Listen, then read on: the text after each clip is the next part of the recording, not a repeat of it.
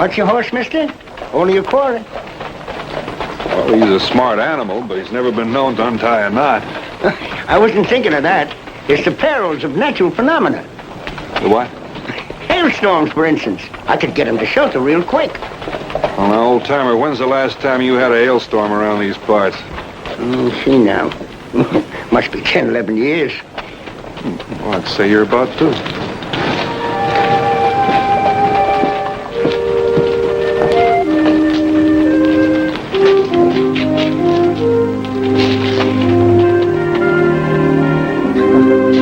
Seems like a peaceful little town. Peaceful as they come. Except for last Saturday's fracas. We haven't had a killing here in 5 years, ever since Sheriff Kropp went into office. Well, judging by the sign outside, I don't see why you should object to a little trouble. I suppose not. I just couldn't take no pleasure in burying Arnie Ledbetter. Nice young lad like that. Of course, Arnie should have known better than to throw down with Bonner in the first place. Oh, easy, mister. I almost cut your ear off. You sure you got your facts straight? Well, sure. Going up against a man like Ben Bonner is just plain suicide. Here, you can read it yourself. Seen it happen. We're standing at the bar at the Ace High Saloon having a beer. Happened right in front of my eyes. Give me a towel. Yeah. What was the fight about? Well, nobody seemed to know it happened so fast. Arnie Ledbetter was a big, good-natured Swede. Sober, he'd had sense enough to be scared. Was it a fair fight? I used to have a little woman down in Wichita. Had a nasty habit of throwing cookware at me. Well, I didn't think it was fair that I should be a target for a frying pan. Then, on the other hand, she didn't think it was fair that I learned to duck so good. I guess fair is just a matter of your point of view. How would you like some of the finest turkey?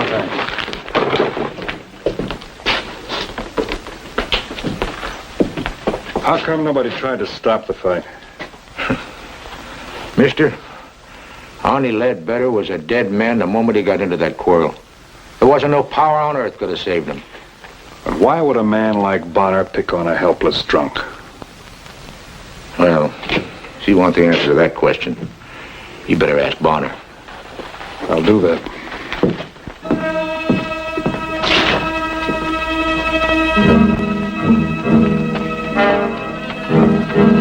Interested in hearing the rest of it? What he didn't tell you? That gunman, that Bonner? He don't kill for pure pleasure. What he do, it's got to cost someone. Here he's out of town on a pay job right now. You know who paid for Ledbetter's death? You see Arnie's girl, Miss Evelyn Nemack. She has a millinery store. Ask her how come Arnie got himself all of a sudden dead. Yeah, that's her place. Mighty tidy possum, Miss Nemack. Here, old-timer. Register me in at the hotel. Take care of my horse, too. I gotta put something on the register book. What name will I sign, mister? Ben Bonner.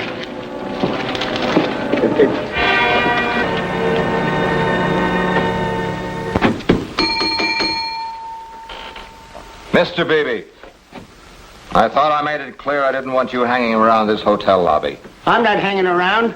I brought you a customer, friend of mine. Wants your best room. I don't see a customer.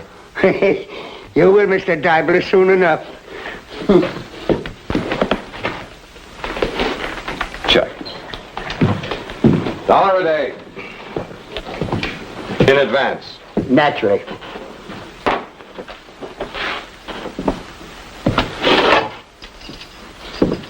Room 6. Head of the stairs.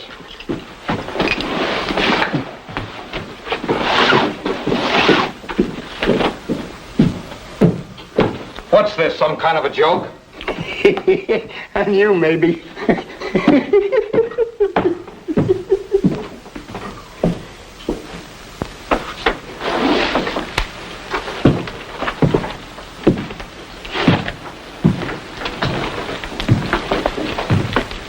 Calloway, what does this mean?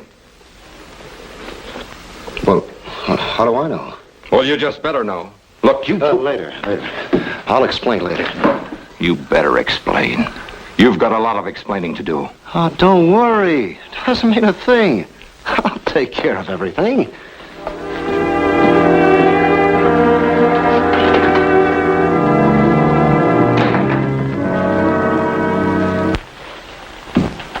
You're not wearing black.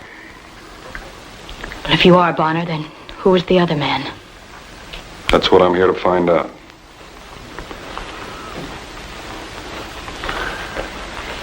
What are you running away from? It's finished. This, whatever his name is, shot him. Arnie's dead. Why not leave it alone? I have to find out why. I heard you could help me.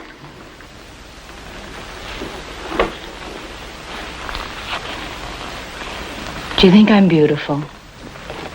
Yes? Arnie thought so, too. Woman can't much help the way she looks. No. No, but she can recognize her own power. And that's what beauty is, you know. I know you're trying to tell me about Arnie's killing. So I have to spell it out for you? A man was paid. A hired killer. Paid to murder Arnie. Paid by who? Arnie was an ordinary sort of boy. Good, kind, but oh so ordinary. A letter came in the post today from Arnie's father. He's on his way here for the wedding. You're still wondering what I'm running from? How do you tell a man? Your son is dead. Because of me. Who underwrote the killing? I didn't mean anything by it. You've got to believe that much. I never dreamed it would end up this way. To be paid compliments by a gentleman. A man of breeding and refinement. Do you know what that means to a girl in a town like this? It was something I needed. I was just being gracious.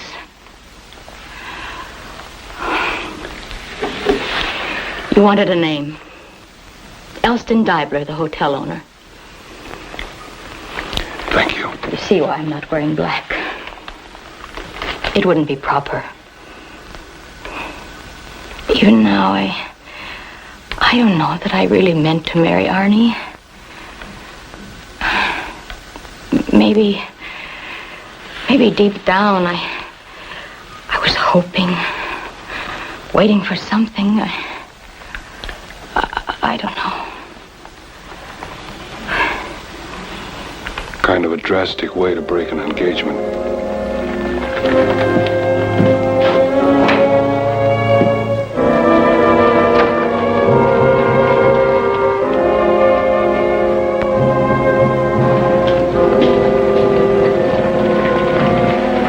There he is, Sheriff.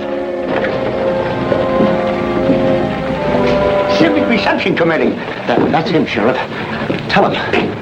When I need instructions from you, Calloway, I'll get in touch. What's your business in Grizzly Hill, mister? I'm waiting for Vint Bonner. I hear you call yourself Bonner. That's why I'm waiting. Well, there's two possibilities. A coincidence in names. He's lying, Sheriff. There's only one Vint Bonner. Well, that's the other possibility. There's only one sure way to find out. Not in my town. I don't care a particle who's the genuine Bonner. You boys want to decide the issue? Decide it somewhere else. And I want you out of town come sunup, mister. No ifs or buts.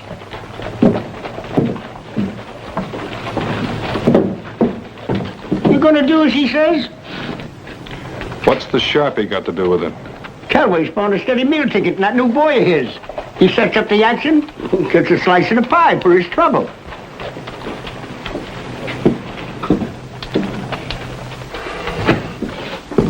Bonner? I don't wear a gun. What's the going price of a lovesick young Swede on the hoof? I want to make it clear I'm not going to fight you. Of course not.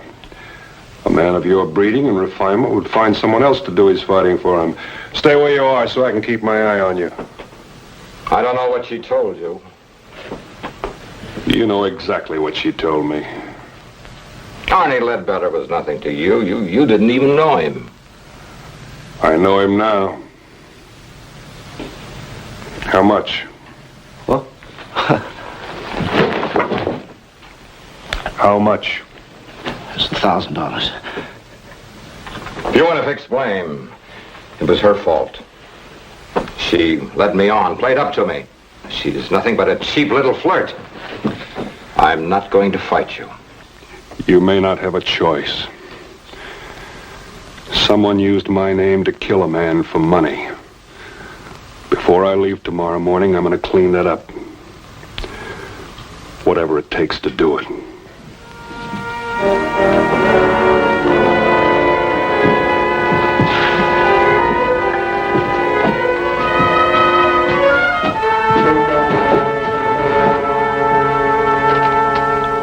Cost you another $1,000. You dirty chiseler. You and that ringer. None of this would have happened if you hadn't palmed him off as Vint Bonner. Oh, wait a minute. You wanted a professional. Someone whose reputation would guarantee the quality of his work. Well, there wasn't time for my boy to build up a trademark, so we borrowed Bonner's. Look, you got no beef. We delivered. Yeah, trouble. A wagon load of trouble, and by rights it should all be yours. Except for one thing. See, we don't have to stay in Grizzly Hill. You do. Still cost you another $1,000. All right. But get it over with. Quick, no mistakes. My boy will be here before morning.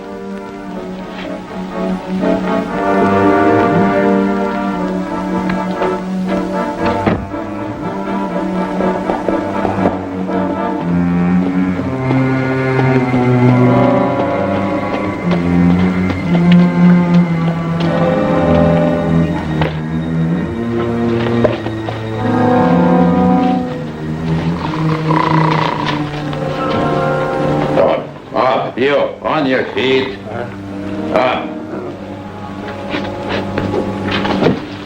Take care of my horse, you. Looks like you took care of him yourself. Just wonder how he can still stand. Where do I find Evelyn Nemack? Well, where, I say? Front Street, down from the hotel. You can't miss it.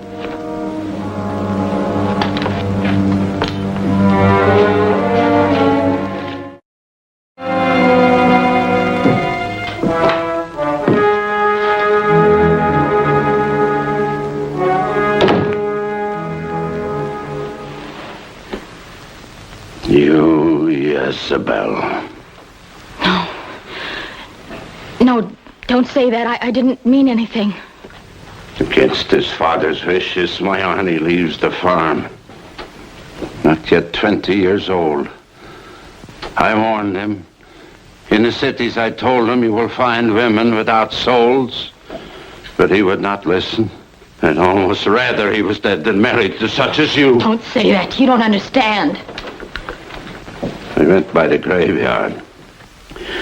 Nothing to show for 20 years but a wooden marker. Stop it. Where is he? This man who shot my Arnie. This Vint Bonner. Where is he? He's not here. He's away someplace. He will be back. When?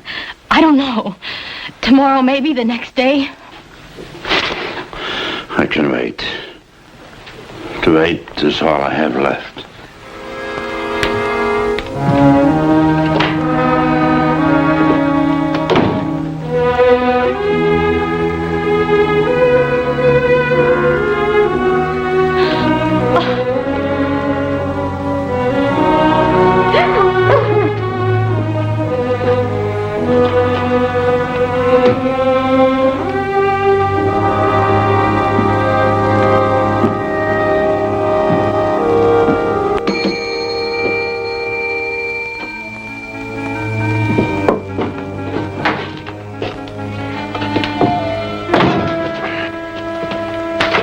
What can I do for you? I want a room. $1 a day with breakfast. Sign here. I'll get your key.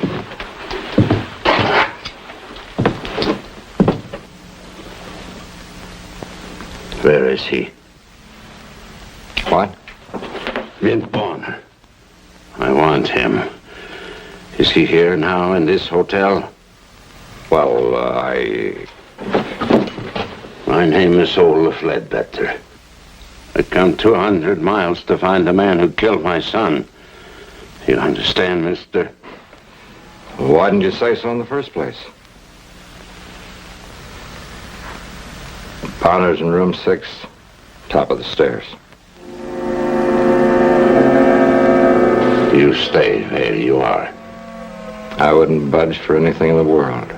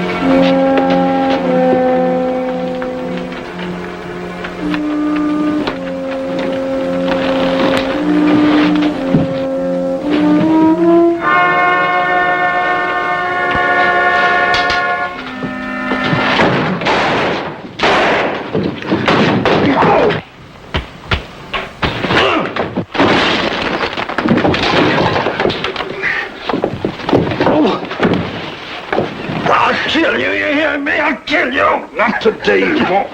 Sit up there. To take from me first my son, then my strength. Why? Why leave me anything at all?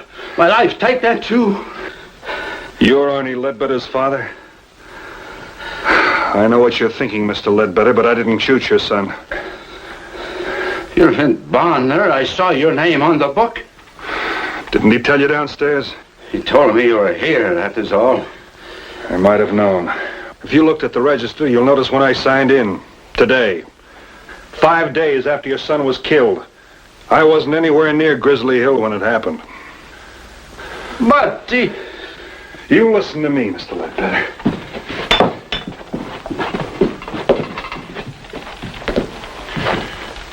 You knew who he wanted. You could have told him. You had a gun on my side. what's the good of all this talk? I know what to do. You made a promise to me upstairs. We'd do it my way. I, too, made a promise on my son's grave. There's only one thing keeping you alive. That's a prejudice I have against shooting anyone in cold blood. Well, gentlemen, he's here. He said to tell you that he'll be expecting you on the street, Mr. Bonner, in 5 minutes. If you're not there, he's coming after you. I'll be there.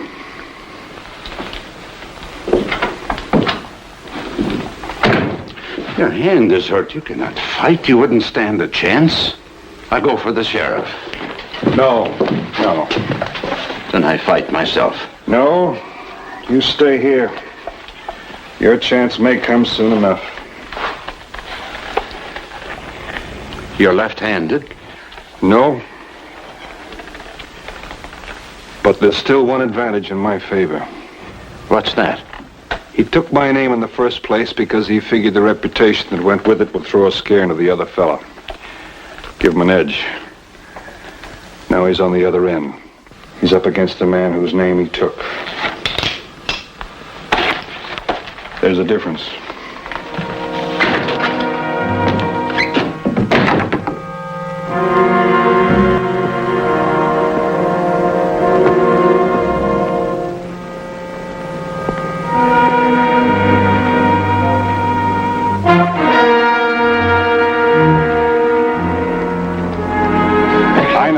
I know. Kellaway already told me the news. Well, anyway, you don't have to worry about the sheriff busting things up. I sent him out to loose gamblers, chasing rustlers. What's the matter with the gun hand? Nothing. You better get off the street, old fellow. Things are going to get rough around here.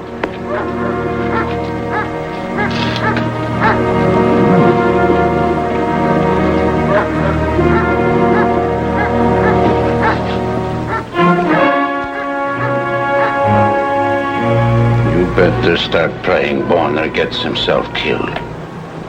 If he don't, you're the next one he'll come gunning for. You heard what he said. He wouldn't kill in cold blood. You think his blood stays cold? You ever see a man's face after a gunfight? After he's had to kill? I don't own a gun. You think that makes any difference?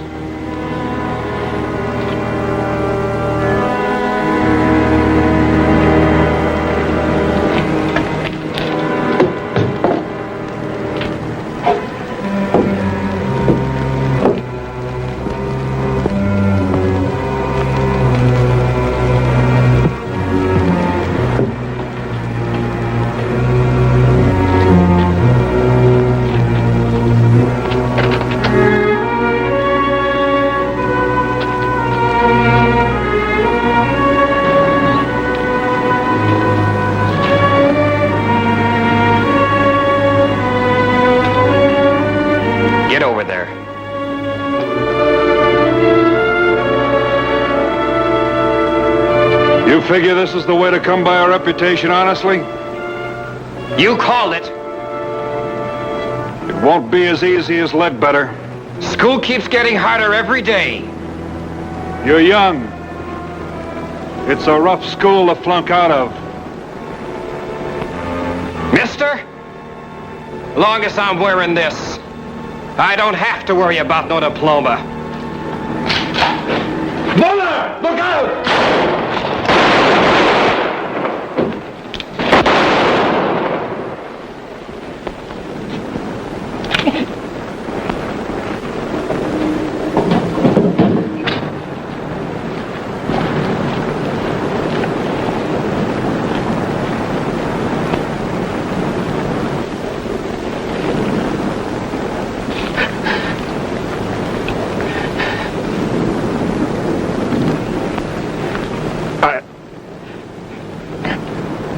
Could have just as easily called myself Johnny Ringo.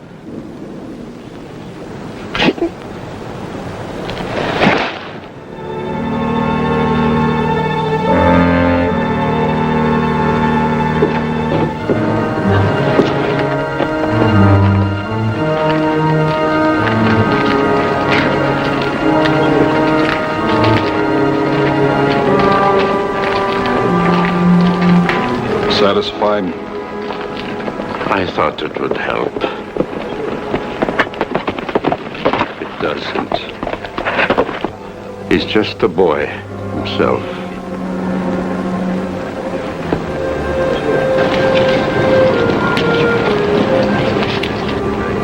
I'm just leaving, Sheriff. Had him saddled up an hour ago. You had a lot of faith in me. I still do. No charge.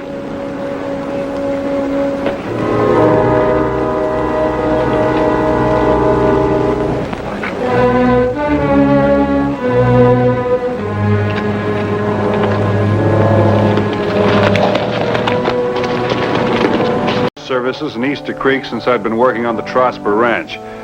I was beginning to feel like a heathen. And the way Reverend Broom looked at me every time he saw me made me sure I was. So... Well, Ben, what are you doing here in Easter Creek? Howdy, Sheriff. Well, I just thought I'd come...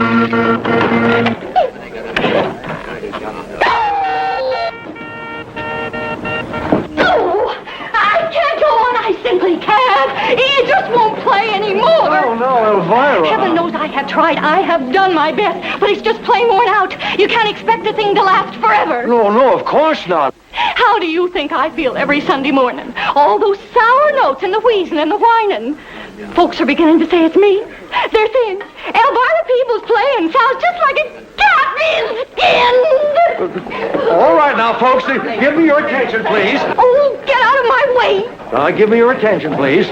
All right, now, quiet down now.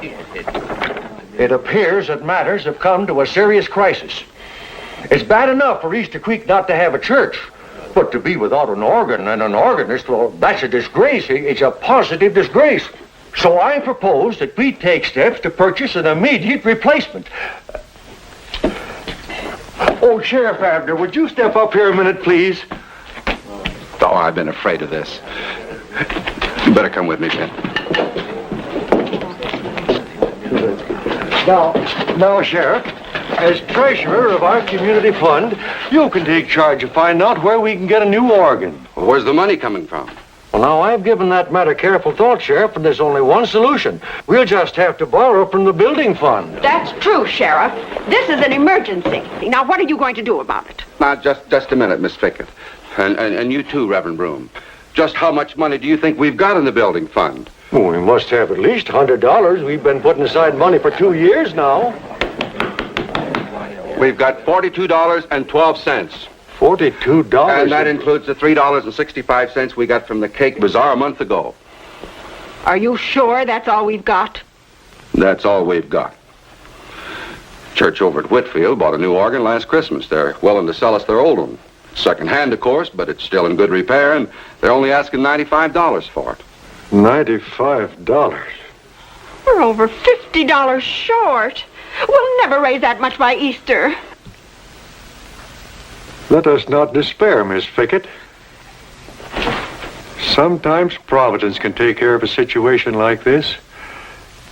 Mr. Bonner, would you step over here a minute, please? Come on, Ben. Come along.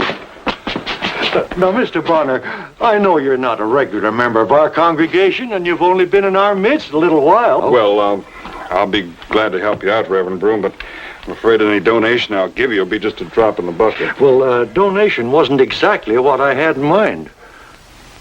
Oh? No, I think you'd be of a greater service in another fashion. Ladies and gentlemen, I propose that we appoint Vint Bonner, a committee of one, to take charge of the organ-raising fund. Wait a minute. Now, we all know Mr. Bonner is a man of strength and determination, and he inspires trust and confidence, and especially generosity. If anyone can do it, Vince the man. Now, wait a second. Well, now, you've got to think positively, Mr. Bonner. Your approach will be 100% effective. And just to show you how easy it's going to be for you, we'll start out by taking up a collection right now. Sheriff Abner, will you pass the hat, please? Reverend, you come back here. All right, now, folks, dig down deep. This is a wonderful thing Mr. Bonner is doing for us. And this is our chance to show him how much we appreciate it. Reverend, when you listen... Sheriff! Now, hold on, Ben, hold on. You got to see my side of it. Now, all I had to do, you're going to say, is speak up for you. Well, the job you've had for only 2 days, I've had for over 2 years now. Now, I just couldn't stand it any longer. All right. All right, go on. Call me a coward if you want to. Well, I am.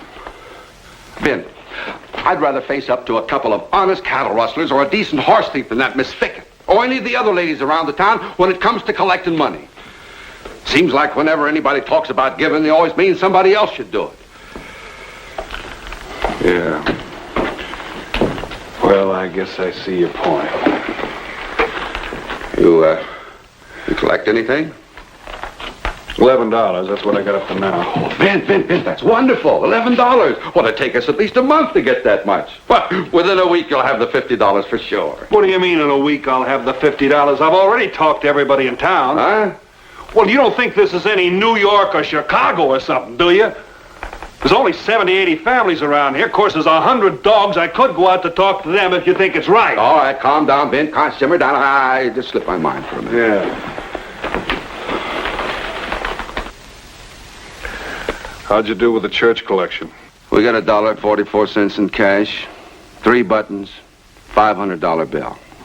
$500? Confederate. What skunk would...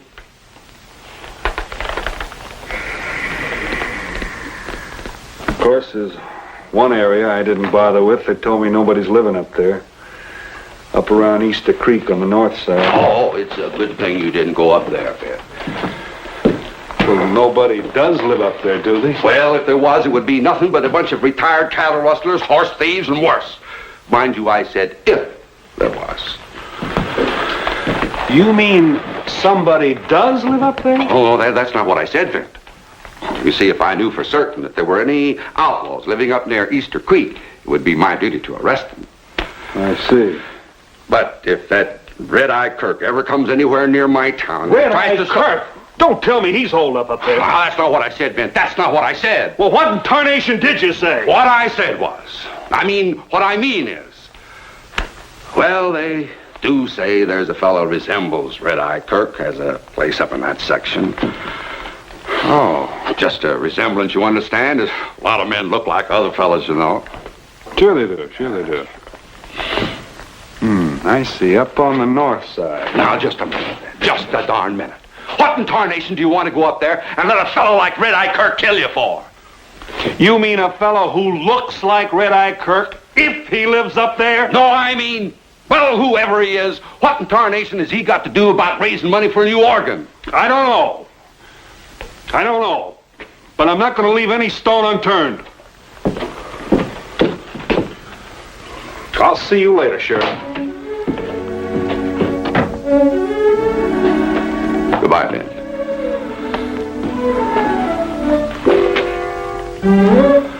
What the sheriff had said got my curiosity up. I'd already passed a few shacks. People weren't exactly sociable. They had something else in common, too. All the horses and cattle had the darndest assortment of brands I ever did see. Anybody home?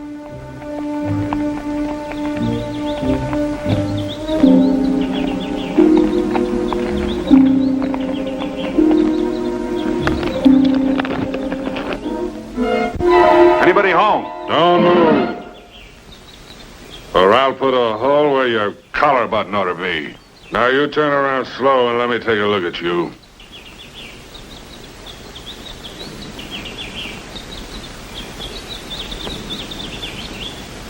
Now who are you and what do you want? I'm looking for Red-Eye Kirk. There ain't nobody here by that name. Maybe you'll do then. Huh? My name is Bonner, Vint Bonner. Bonner. Yeah, well, take it easy with that gun, will you? Now get him up. And keep him up real high. Oh, sure. This high enough? Now you stand real still and don't you move at all.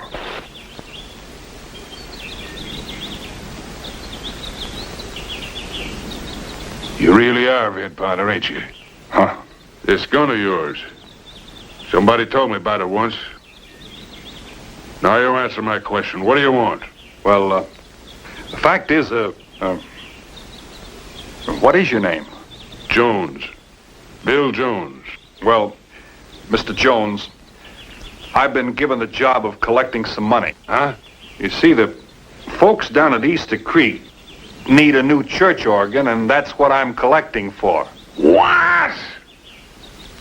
Well, it wasn't my idea. Reverend Broom kind of stampeded me into the job, and put it plain, I just never had a chance. You mean you're out here talking to me, trying to raise money so you could buy a church organ? That's it. Why, I wouldn't give you 5 cents for every church organ west of the Mississippi River. Now, if you don't want a pound of lead in your carcass, you better skedaddle. But it wasn't your money I wanted. Huh? Oh, no, it wasn't that at all. Now, what the devil do you want? Well, you see, I've heard that you're a pretty influential citizen hereabouts, at least with some of the folks. And it seemed to me if I was to go moseying around alone, they wouldn't take too kindly to the idea of giving me a donation. They sure wouldn't. On the other hand, Mr. Red-Eye, Jones, I've heard that you're pretty good at collecting money.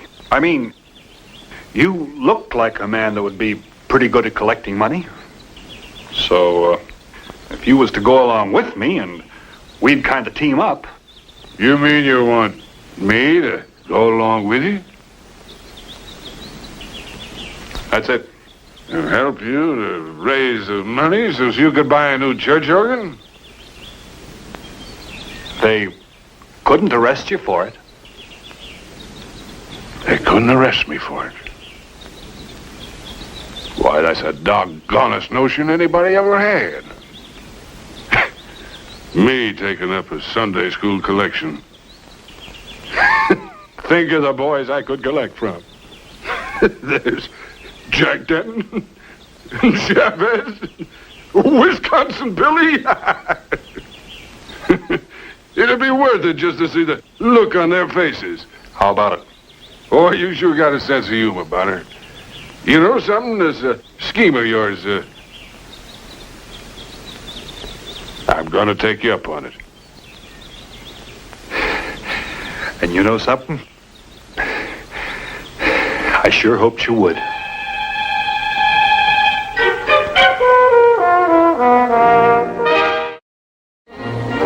we are. Denton!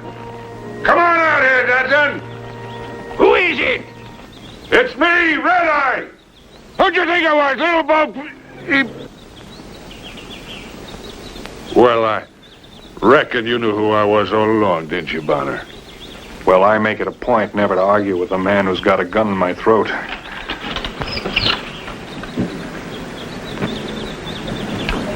Oh, howdy, Red-Eye. What can I do for you? Who's that fellow with you? Why, this here's Vint Bonner. Bonner! Come on out and be neighborly. I never thought I'd live to see you riding with a lawman. Well, I'm not a lawman. Let's say I'm law-abiding. It's the same gol-darn thing. Now, wait a minute and listen. Now, we got a little project. Explain it to him, Bonner. Well, let's put it this way. I'm collecting money for a new organ for Reverend Broom's church. What? That's right, Jack. Yeah. Sounded like you said you wanted money for a new organ. I must be getting deep.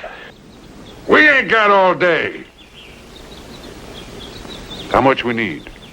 Well, let's see, 42 and the dollar, about $43. Well, what you waiting for? Sure, Red-Eye, sure. Let me look in my purse here. Yeah. 3 $20 gold pieces. I ain't so good at counting, but is that all right? Well, that's fine, but you didn't have to give the whole thing. Was there anything else, Red-Eye? No, I reckon that's all. Come on, Bonner, let's go.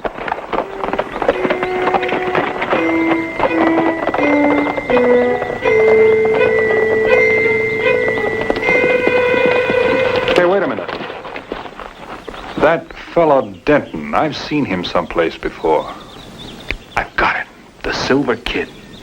Gee, I was just out of short pants, but I remember. He blew up the bank in Nogales and got away with $50,000 in new-minted $20 gold pieces. Why, that's foolish, Bonner. Why, the Silver Kid was shot down by a government agent 8 or 9 years ago. Oh, yeah, that's right. Why, he does look some like the Silver Kid. Sure are a lot of people around here who look like a lot of other people. I was with old Silver. Huh? We'll go down to Mike Morgan's place next. It's just down the road a piece. We don't have to. What are you talking about? Well, all I needed was $43.32, and I've got more than that here. The organ's all paid for. Well, there must be something else that preacher needs money for, ain't there? Well, they could use a new church. Of course, that's out of the question. Doggone it, Bonner. I was just beginning to enjoy myself. Besides, it wouldn't be fair to the rest of the boys if Silver, Denton, was the only one that had the chance to do any contributing. Why, the least we could do is stop at the Morgan place. It's just down the road a piece. I ain't never had a chance of doing any collecting of money before. Legal-like. Red-Eye? I'm with you. Now, look here, Red-Eye. It's taken me nigh out of 30 years to steal enough money.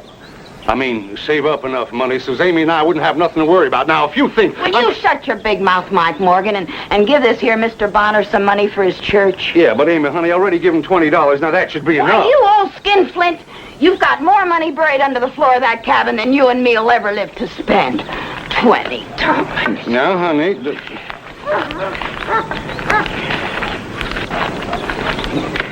Now, Mr. Bonner, you just take that back to your church, and I'll take care of this worthless old thief. Well, thank you, ma'am. Mr. Bonner, could I talk to you for a moment, private-like? Yes, ma'am.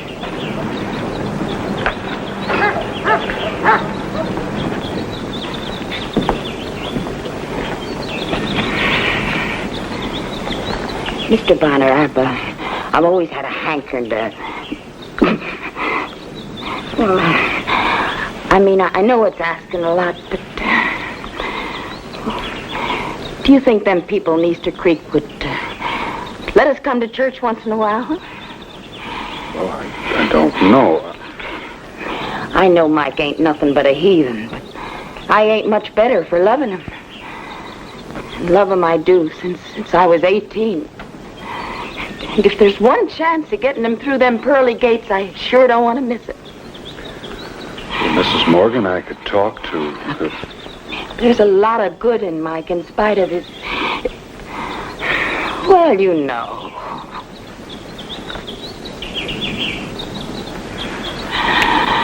I'll talk to Reverend Broom and I'll see what I can do.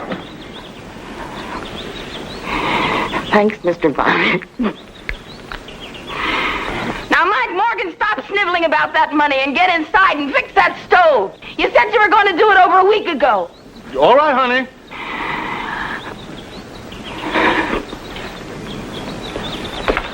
All right, Amy. Yeah, I'll fix the stove now.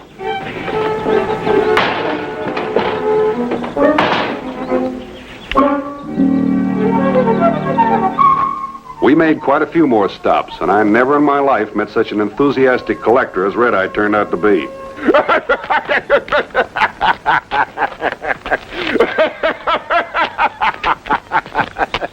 I can't stop thinking about the look on Pete Miller's face when we told him what we was collecting for. He tripped over his shotgun and nearly blew himself over the barn. That was a close one. Doggone it, it's too bad Wisconsin Billy wasn't home, or he'd have been fit to be tied. Well, I must have more than $1,000 here. More than I ever expected to collect. And I can't thank you enough. Oh, that's all right, Vint. Think nothing of it.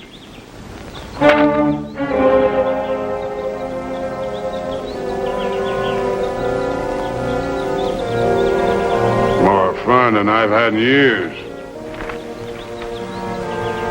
If you come back tomorrow, maybe we can get Billy yet.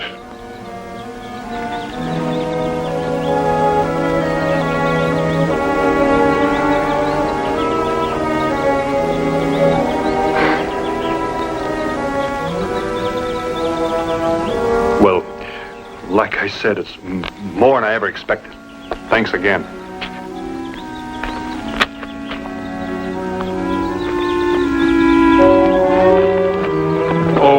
Vint, if you ever do any more collecting, call on me, will you? I won't forget you, Red Eye. It was getting late, and I was kind of anxious to get back to Easter Creek. After all, I did have over $1,000 in that saddlebag I was carrying. I wouldn't like to be in this section after nightfall with that kind of money.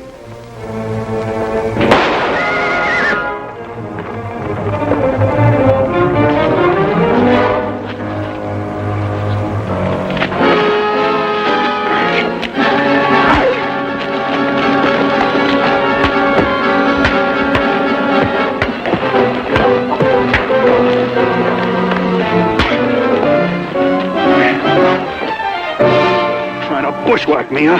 No, I'm just trying to get your attention. Well, you got my attention. Now, what do you want? Well, Den said that Red Eye wants... Red Eye? Yeah. He said that you were taking up a collection. Taking up a collection? Your name wouldn't be Wisconsin Billy, would it? Oh, I don't want to admit to a name like that, but if you'll just let my arm go, I'll give you some money for your collection.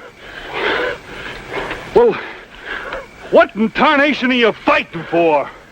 I ain't had much chance to fight since I've been retired. I'd just like to fight. You like to fight.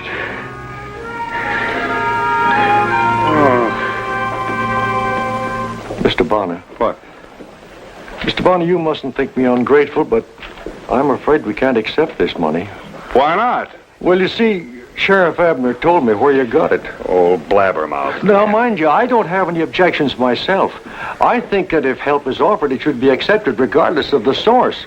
But my congregation, well, they aren't quite so broad-minded. And this idea of allowing Mr. Red-Eye Kirk and those other outlaws to donate... Now, Reverend, I talked to your sheriff, and he told me there weren't any outlaws up that way.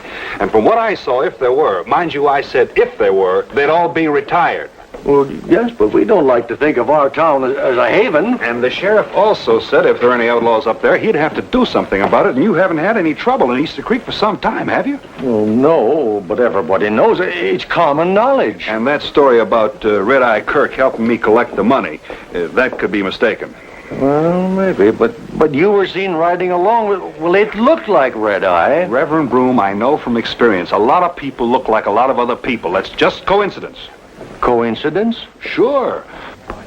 Didn't Sheriff Abner ever tell you about that fellow up on Deer Mountain that looks exactly like Red-Eye Kirk? Oh, no, Mr. Bonner. And if there were some fellas up there who might have gone a little bit beyond the law, well, to accuse them of being criminals will stir up a lot of trouble. So, Sheriff Abner's your duly elected sheriff, and he says they're all right, and goodbye, Reverend.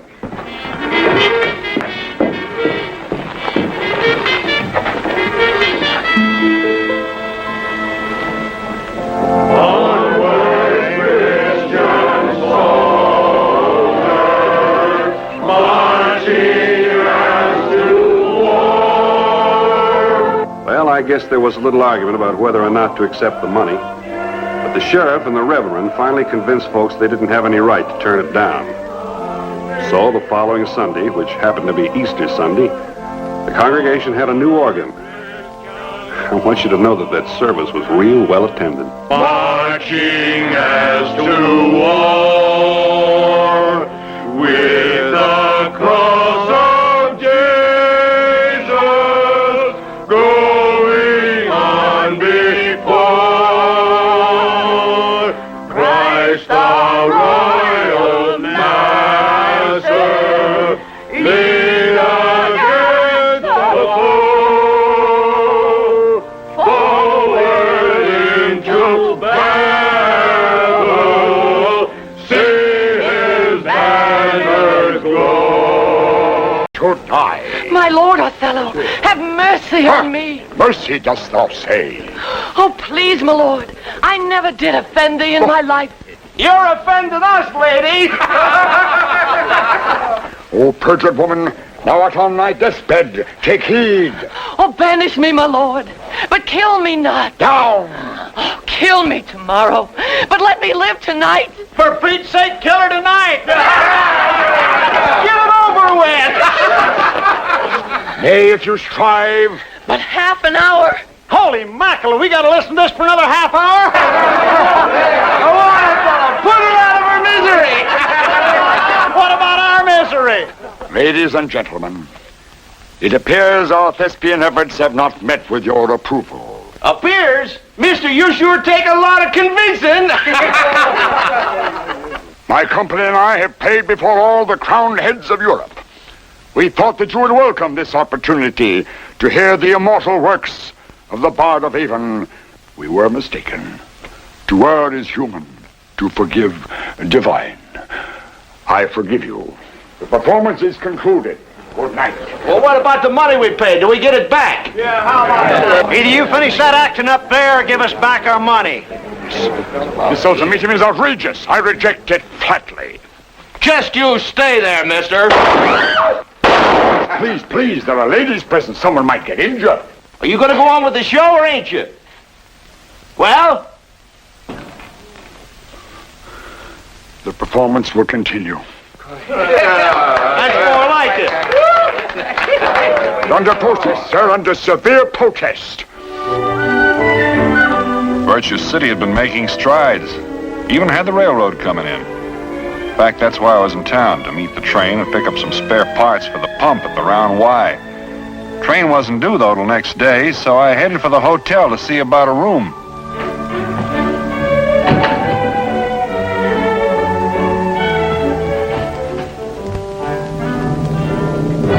Classical plays of Master William Shakespeare, as interpreted by the world-famous Dramer Company, headed by the distinguished T.H.E.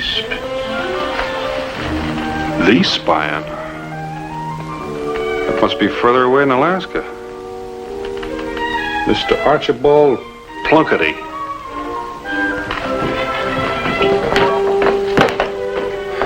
Hi, mister.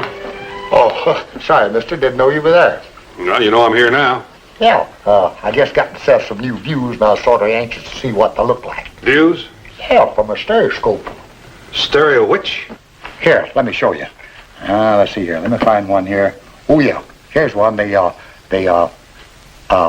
Falls. Have a look at that one.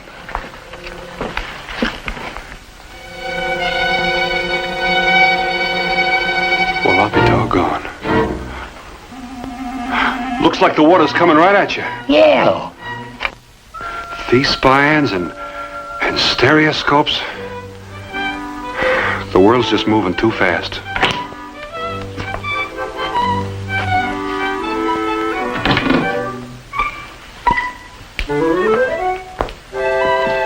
My key, if you please. Oh, why, sure, Mr. Plunkett. Coming right up. Plunkett, if you please. Here it is, Mr. Plunkett. You may as well have my bill ready. We're checking out this afternoon. This afternoon? Well, I thought you had another show to do tonight. Performance has been cancelled. Oh. Arch. I beg your pardon, sir. Well, wait a second. Don't you remember me? You seem to have the advantage of me, sir. I don't think we've... Bonner! Vint Bonner! Sir, what are you doing in Virtue City? I haven't seen you since our triumphal tour of Texas, wasn't it, Vint? Well, triumphal tour of... Yes, when we were the guests of the governor. My company and I, don't you remember? He insisted we stay at the executive mansion. Come along, Vint. Oh, come now. Oh, I'll never forget the warmth of that reception. The people of Texas had a true appreciation of the art of the drama. Not like some of our more recent audiences, I dare say. What are you Come along, talking Vint. about, audience? Join us in the spot of tea. I'm sure Marguerite would be so delighted Marguerite to see you. who? My lovely wife. Don't tell me you've forgotten her. Well, whatever happened We to take her to Maggie? the presidential suite, of course. Now, just follow me, old boy. Well, look, I've got to get me a room here, Arch. Nonsense. The clerk there will take care of all such trivial details. Let's come along, old boy. Come along. Come along, my dear. Vint, enter. Arch, what in the world happened to your voice? All in good time, my good friend. All in good time. Phew. That was close. What do you mean, close? Maggie. That you are? Yes, my dear. I brought someone with me. Oh, I will be there in a moment, Chérie. I have been, how you say, taking a little bath to soothe the nerves. Oh, that horrible, horrible audience. Never will I. Vince! Well, Maggie. Oh. How are you? Why, you son of a gun. Where did you come from? Downstairs in the lobby. Had to bring him up here before we spilled the beans. Oh, that's right. You didn't know we were in the profession, did you, Vince? The profession? Show business, my dear Vint. Show business. Maggie and I are now actors, or thespians, if that sounds any better. Oh, that's what that word means. Permit me to introduce myself. Archibald Plunkett, native London, Paris, and New York. For one uneasy moment, Virtue City. Archibald Plunkett? Well, I couldn't go on calling myself Archie Plunker once I started acting. No, I guess not. This charming young lady is my wife, toast of a continent, Madame de la Seine. Enchanté, monsieur. You had to change your name, too, huh? No, just fancied it up a speck. I used to be Maggie Rivers before I married Arch. And we looked on a map and there's a French river called the Seine, so? Well, last time I saw you folks, you had a ranch outside San Antone. How did you get into this? Sit down, Vid. Might as well get comfortable. Sure. You know, Arch never was much good at ranching. Always hated to stay in one place. And when the drought hit, well, we were wiped out. About that time, the Doc Ryder came along with his medicine show. You remember the Doc, Vint? Oh, I remember his medicine, too. Proofed about 120. Well, here, try some of this. The same prescription. Well, you remember Doc's guitar player ran off with that gal who used to do the singing for him. The one with the yellow tights. I remember the yellow tights. So the Doc needed someone to take that place, and Maggie here always had a sweet-sounding singing voice, and seeing as how we was broke. Doggone tights never did fit me. Well, you're not still with the medicine show. We sure ain't. Maggie and I started out on our own. We're now doing serious acting. The plays of William Shakespeare, the Bard of Avon. Bard of who? To be or not to be, that is the question. Whether 'tis nobler in the mind to suffer the slings and arrows of outrageous fortune, or to take arms against a sea of troubles, and by opposing, end them. He used to be only a cowboy. To die, to sleep. Archie? That's Hamlet. They're mighty fancy, high-sounding words. Oh, wait till you hear the rest of them. Finest writer ever lived. As a matter of fact, I was going to appear as a melancholy Dane this evening, but circumstances have compelled Maggie and me to abandon the production. Oh, that's too bad. What kind of circumstances? Well, there was a little trouble during our performance of Othello last night. You know, that's another play by the same fella, Shakespeare. They didn't like the show? When they began shooting up at the ceiling, that was the impression we got.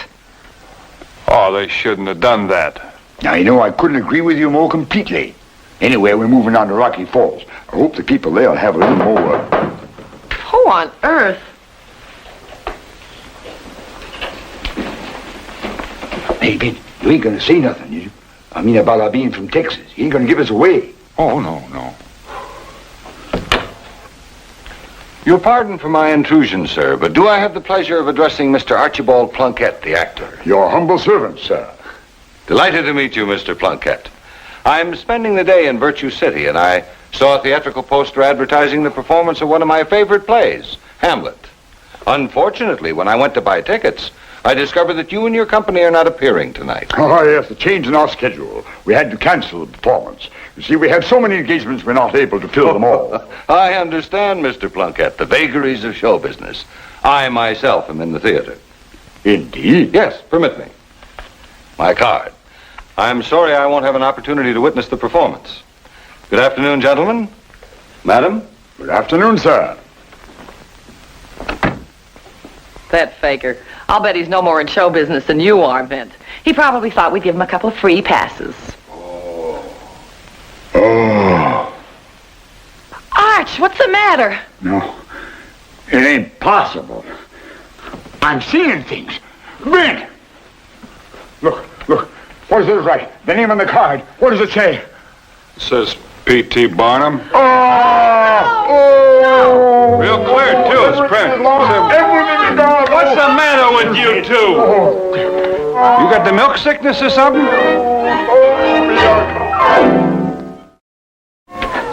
Let me see that card, Vint. Oh, I thought maybe you didn't know how to read. Look, what's the matter with you two people, anyway? Do you know who P.T. Barnum is? He said he was in show business. In show business? He is show business. Jenny Lind, General Tom Thumb, half the artists of America owe their careers to him. And if he'd liked us, there's no telling what would have happened. He might have hired us for one of his own productions. The chance of a lifetime to perform before P.T. Barnum. Arch. Maybe it wasn't too late. Oh, Maggie, the performance is canceled. Then we'll uncancel it. Now, you get over to that opera house or whatever they call it and make sure they don't rent it out to somebody else. What are we going to do for an audience? Give some passes to the kids. Tell them to spread them around. But hurry up and get going. Maggie, all right. Vince, you've got to find Mr. Barnum. Well, I don't know, He must be Mr. Barnum. staying in the hotel. The clerk will give you his room number. I'm not going to Now, walk you to the tell man's him room. that we've rearranged our schedule. Come in. Mr. Barnum? Yes, you wish to see me? Yes, sir. My name's Vint Bonner, sir. Well, come in, Mr. Bonner. What can I do for you? My best, please. Well, yes, sir. Well, my friends, the Plunketts, asked me to come by and see you, sir. The Plunketts? Oh, yes, they're the thespians. Yeah, them. They have changed their mind, and they're going to stay over tonight and give a show. Oh, are they? Hamlet? That one. My coat. Anyway, they're going to save a box seat just for you. Well, that's very considerate. I'll appreciate it. Are you a member of the company? Am I what? I say, are you one of the performers I'm going to have the pleasure of seeing tonight? Oh, no, sir. I'm just a friend. I see. The collar, please. Oh, yeah. Well, it's nice of you to deliver the message. Thank you. That be all, sir? Yes.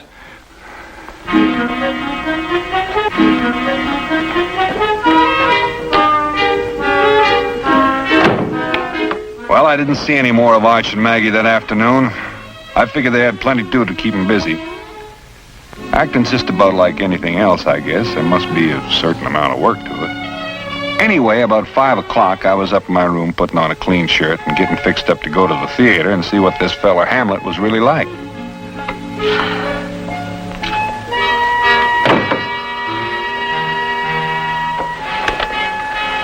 Hello, Vin. Hello, Arch. Maggie? What's the matter? We was born under our lucky star, I guess. Well, couldn't you get the Opera House, or what do they call it? Oh, it's available, all right. That ain't it. Well, I thought what you wanted was to get a chance to act in front of Mr. Barnum. Not just for him to see us, but to like us, to appreciate our talent. If only I'd stopped to think. Oh, I don't blame you, Maggie. I blame myself. I should have known the idea of us giving another performance was out of the question. Here I got all those boys running all over town. Maybe we could catch an early train and sneak out of town before anybody knows. Yep. Like the Arabs. Fold our tents and silently steal away into the night. Now, what are you two belly-aching like a couple of stuck hogs for? You're actors, aren't you? You're thespians? Well, thesp. You got an opera house, you got Mr. Barnum to come to see you, and you got an audience. That's it, the audience. Well, you do have to have an audience, don't you? But they'd be the same folks who came last night. Well, what's wrong with that?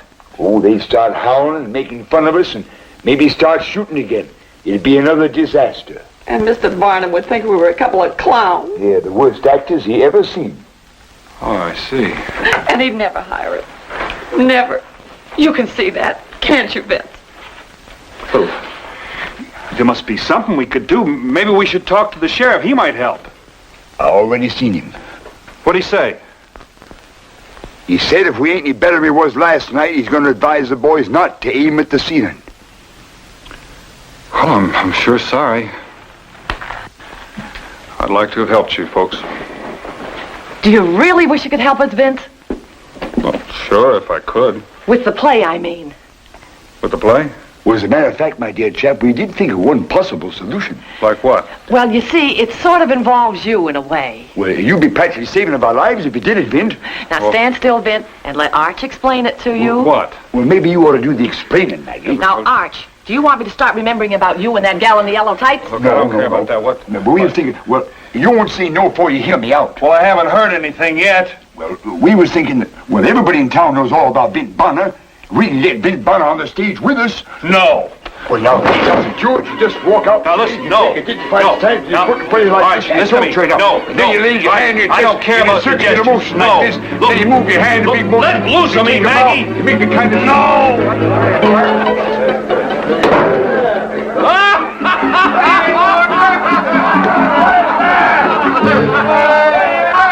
Ladies and gentlemen, tonight, we drink from the springs of culture. If you don't mind, friend, I'd rather drink from this.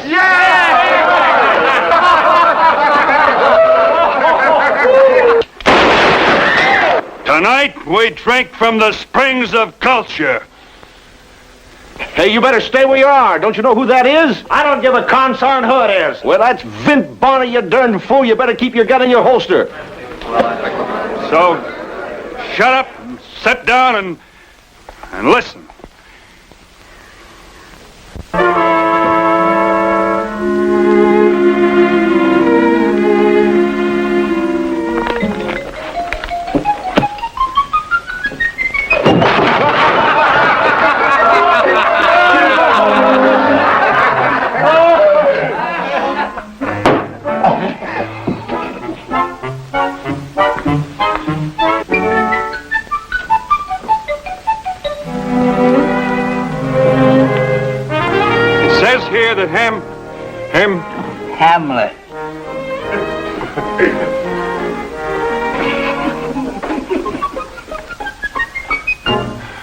Hamlet, Prince of Denmark, had been attending the University of Wittenberg.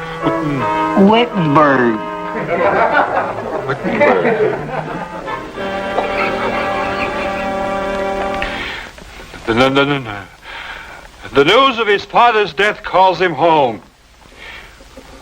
When he arrives home at the castle of Elsinore.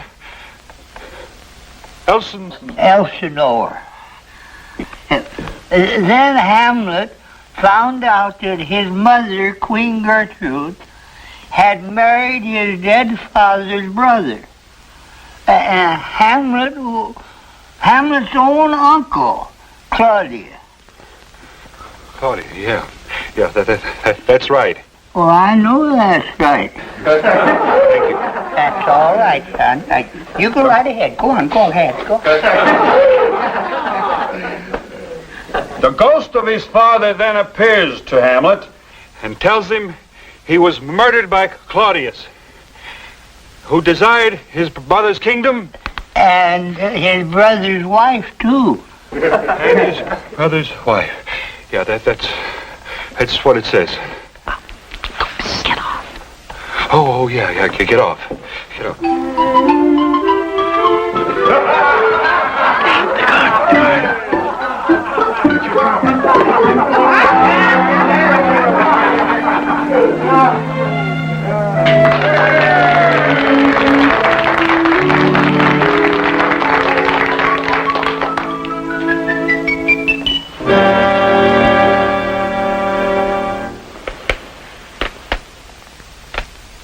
Oh, that this too solid flesh would melt, thaw and resolve itself into a dew. Oh, that the everlasting had not fixed his canon against self-slaughter, that it should come to this, but 2 months dead, nay, not so much, not 2. So excellent a king, that was to this, Hyperion to a satyr, so loving to my mother, that he might not beteem the wines of heaven, visit her face too roughly. Heavens and earth, must I remember why she would hang on him, as if increase of appetite had grown by what it fed on, and yet within a month, let me not think on it. Frailty, thy name is woman. A little month, ere yet the salt of most unrighteous tears had left the flushing in her galled eyes, she married. Oh, most wicked speed, to post with such dexterity to incestuous sheets. It is not, nor it cannot come to good, but break my heart, for I must hold my tongue. Vint, your cue. Come on. That's my cue. That's my cue. Hail to your lordship. I am glad to see you well, Horatio. What make you from Wittenberg? A truant disposition. A truant disposition. I would not hear your enemy say so, nor shall you do mine ear that violence to make her truster of your own report against yourself.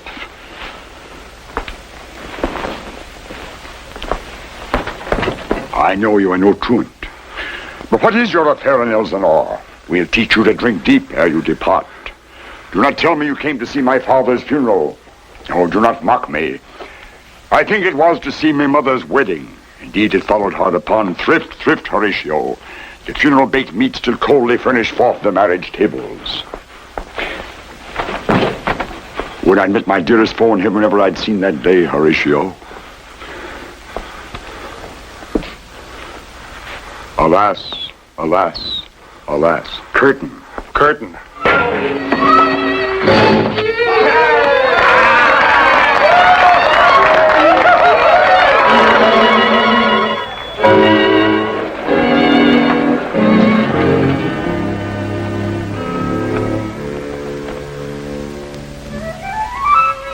Oh, woe is me now, Cracks. a noble heart. Good night, sweet prince.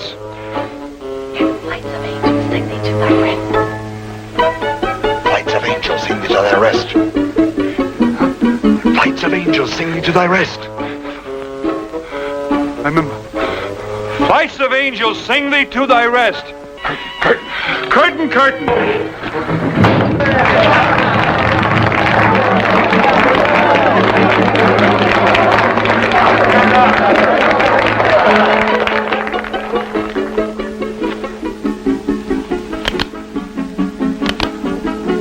Hail to your lordship. Hey, when do we start? It's all over. It's over. Oh, It's and you over. were just wonderful.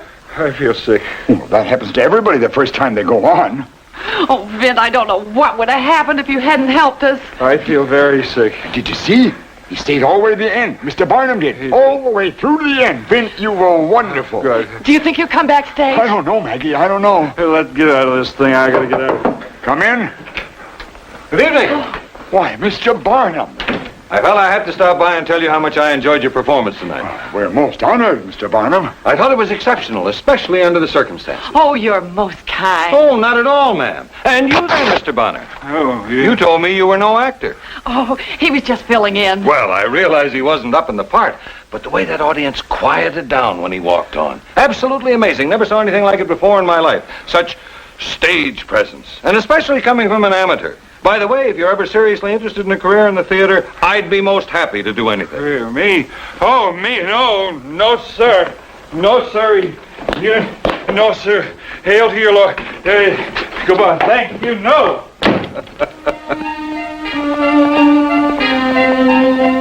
Well, sir, I got out of that theater just as fast as my legs would carry me. I don't see how anybody could set out to be an actor. All those people staring at you and the sweat running down the back of your neck. Holy smoke. Worse than any gunfight I was ever in. Of course, that applause, well, after it was over, that applause did sound kind of good. Suppose a man could get used to play acting if he had to. But I'm sure lucky I don't have to.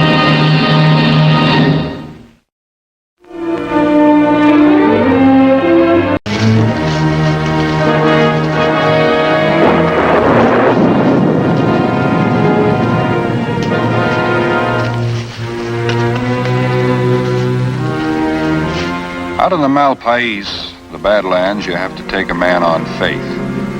A lawman, Sheriff Anse Newton, had told me he needed help, so I trailed along to give him a hand. He was looking for a couple of horse thieves, 2 Mexicans. We had tracked them since sunup the day before, and the trail was turning cold again. Any sign of them? Not a sign. It's more an Indian couldn't track them in this kind of country. I think I know where they're headed. Well, if you do, let's get going. It's going to be dark soon.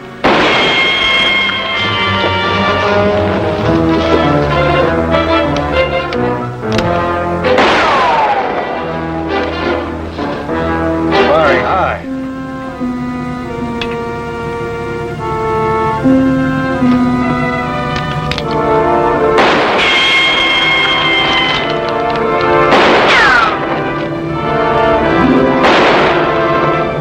Up behind that flat top boulder. We'll smoke them out in a hurry.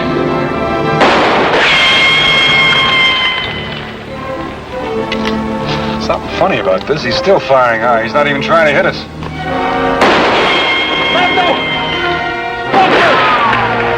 Looks to me like he's covering for somebody else. Vete! Vete!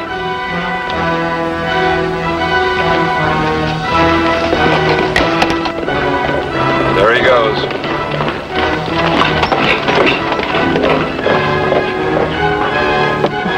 It's like I figured. He's got too big a lead for us to catch him, too. Why, that dirty...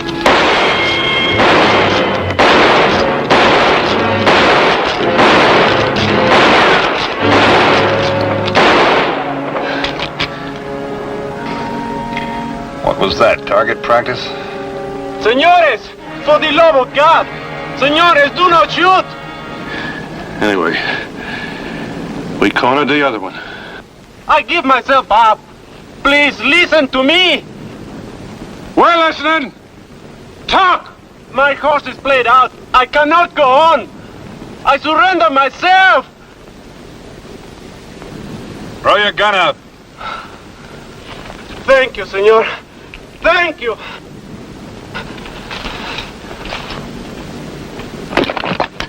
Now come out with your hands up. Sure, Dios mío.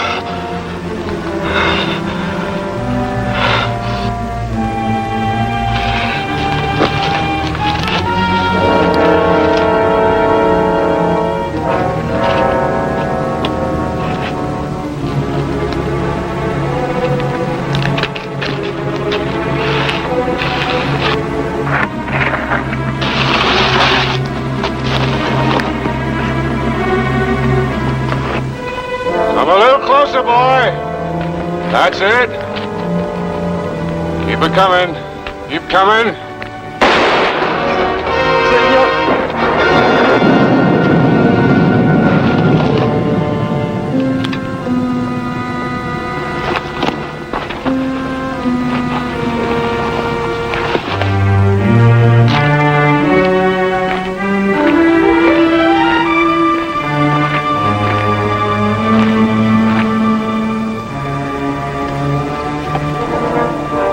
What did you shoot him for?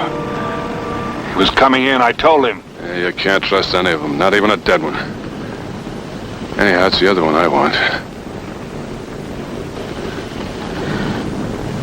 Newton, what kind of a sheriff are you? I do my job, that's all. What's wrong, Bonner? Country too tough for you? Maybe you'd just like to turn in your deputy badge and quit. I won't need your help anymore anyway.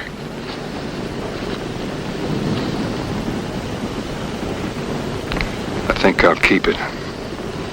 Just to make sure the other one gets in alive.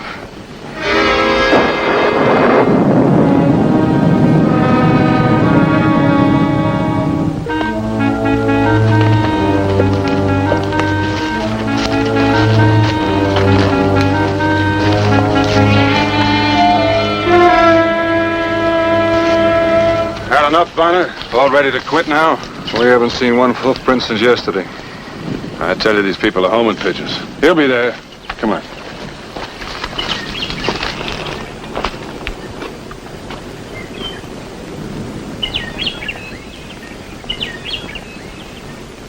His brother and sister run a sheep outfit down there. How do you want to handle this, Newton? Well, Lupe's folks know me, but you're a stranger and Lupe's never seen you. You ride in and scout the layout while I wait here. How'll I know this Lupe when I see him? Here. Print's all torn off the bottom. Ah, you can't miss it. Lupe Sandoval. Then what? You ride back here and report. And don't get too tender-hearted, huh?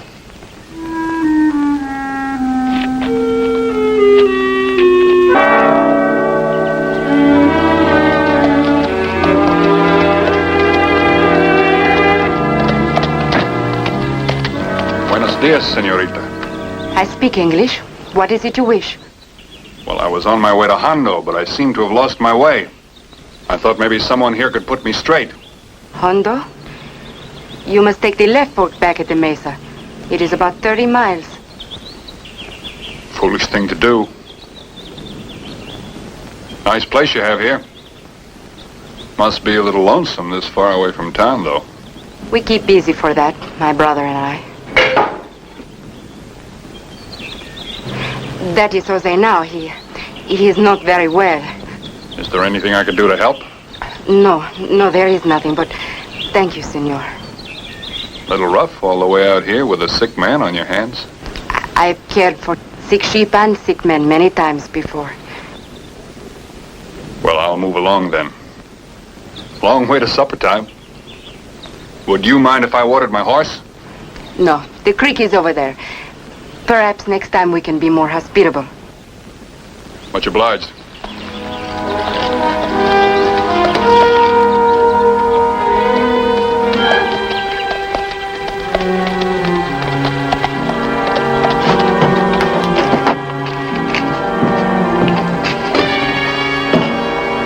I wish I knew for sure. Maybe he's one of the two who followed us. I would kill him. Oh, Lupe, no.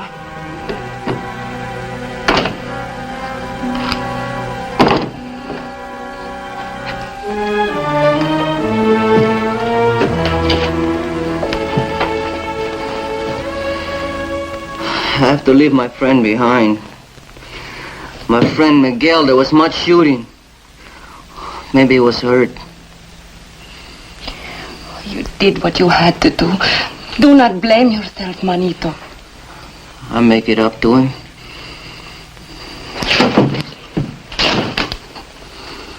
Your gringo friend is gone. He had a nice face. A kind face. There was something about him. Elena, this has been hard for you. I'm sorry, my sister. This stranger would help us if we ask him. Lupe, let me invite him to supper. No! No, we don't ask no gringo for supper. Oh, please, Lupe, please. No. It is the custom of our country. Already he thinks my rudeness strange. Elena. Listen to Elena this once. Trust me. You've been running and hiding for so long.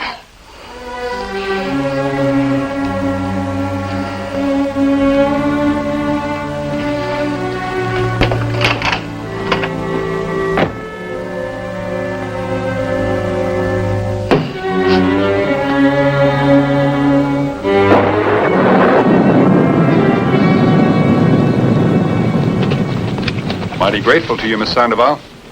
All I've had to eat all day was dust. My brother is feeling better, and we have so few visitors. You honor us.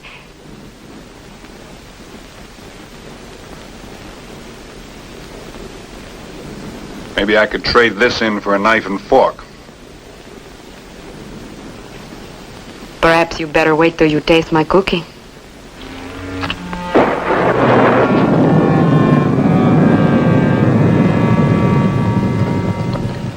Vin Bonner. I've heard that name before.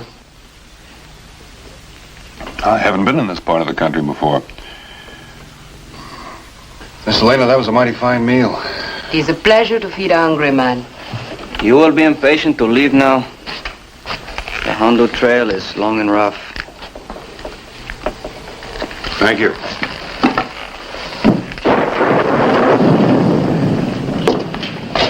But it's late. I might as well bed down outside for the night. Leave early in the morning. Good night. Thanks again. Adios.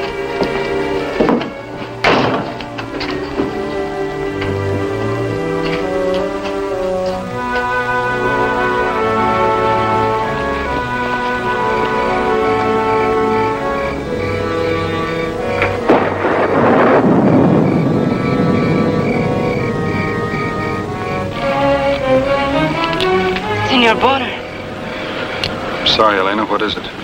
my brother says that you are called the Sick Shoot. Sometimes. Why do you come to our canyon? All right. I should have told you. I came for him. For Lupe.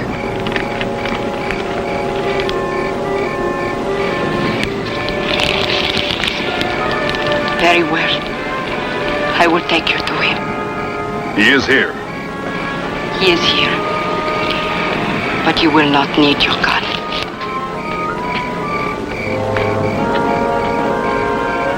He came home last night. Came home to die. Sick with the fever. Jose and I, we bury him this morning.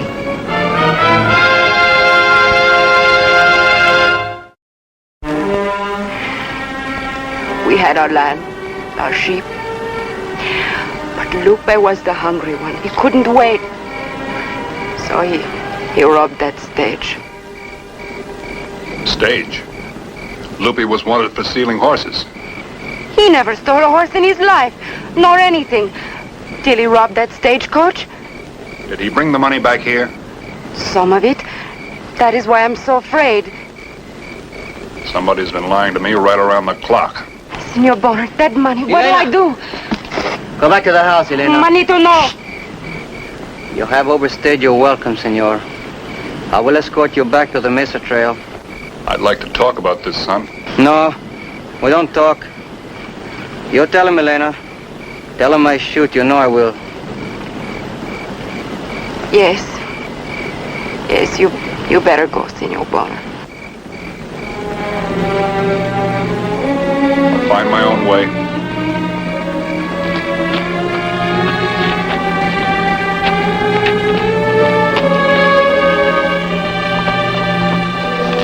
After that, I didn't know what to believe. Elena hadn't told me all the truth about her brother. But I'd sure take her word over Aunt Snooten's.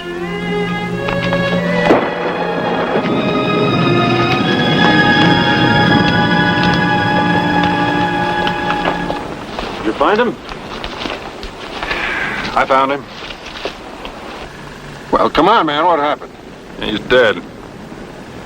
Dead? Lupe Sandoval dead? I don't believe it. I saw the grave. He died of fever. Take you all night to learn that? Oh, was it the woman? I found out something else. Yeah, what? That you're a liar. Where are your credentials, Sheriff? Or is that badge just a cover for a bounty hunter? What bounty are you talking about? The one Lupe took off the stagecoach. How much was it? So the girl told you, huh?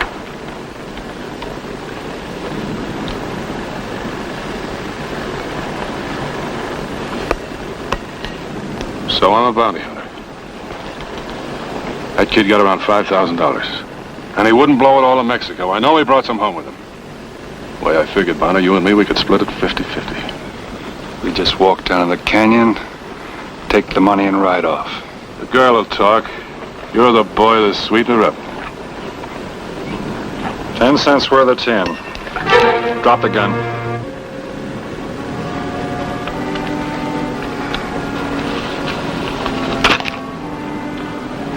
Now the gun belt. You stay out of that canyon. Don't you bother those people again. You think you can grab all that money yourself? Now you get on your horse and get out of here.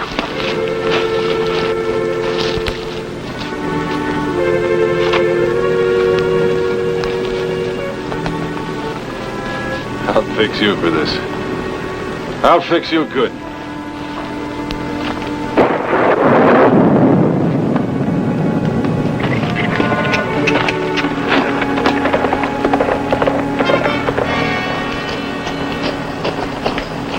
Senor Bonner. You always work so hard? Not always. Not when I have a guest. Where's your brother? Oh, he's fixing the fence. He won't be back till supper time. I hope you're right. Do you know a man named Aunt Snooten? Yes. He's been here asking for Lupe. He's a malo, a bad one. He knows you have the money here.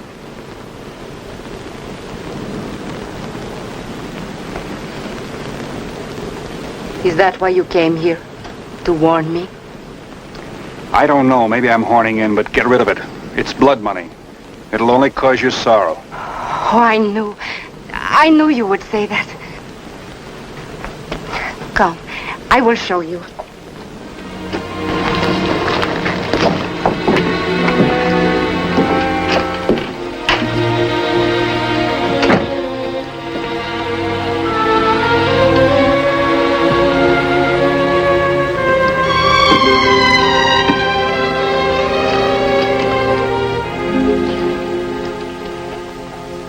There is over $2,000. More than I have seen in all my life.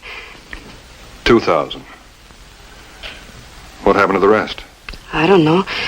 Horses, bribes, places to hide. Take it, please, out of this house.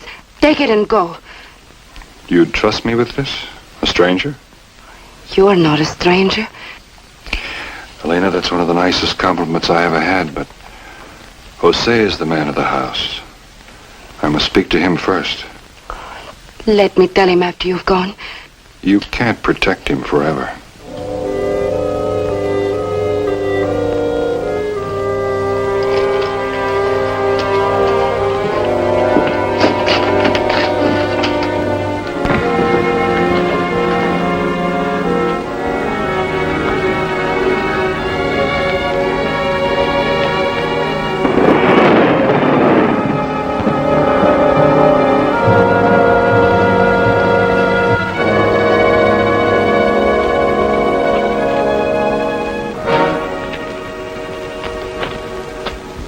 How many times must a man tell you? Put the gun down, Lupe. I told you, my name is Jose. Jose Sandoval. I think not. I think Jose is buried in the grave yonder. You told him? No, she didn't tell me. She's a loyal sister. I knew for myself. That's true? Yes, Manito. He knows. He knows everything.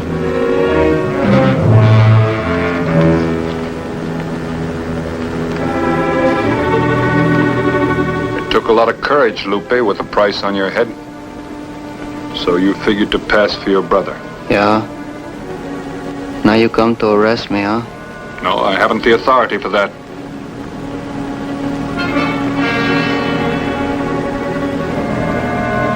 Oh. Miguel is dead? I buried him. Miguel is dead. Because of me. You owe him something. Will you come back with me? To jail? To stand trial for the holdup.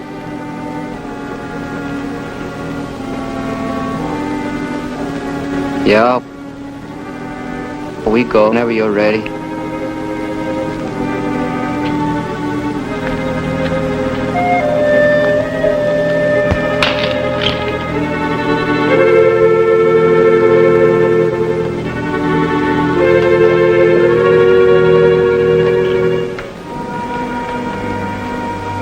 Saddle your horse, Lupe.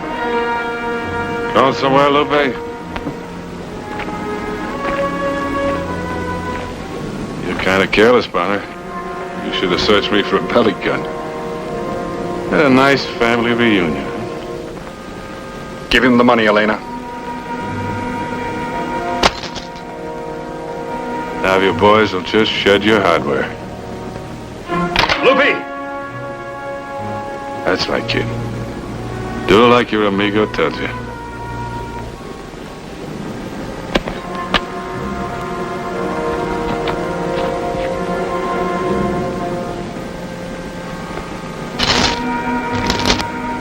Feel sort of light, querido.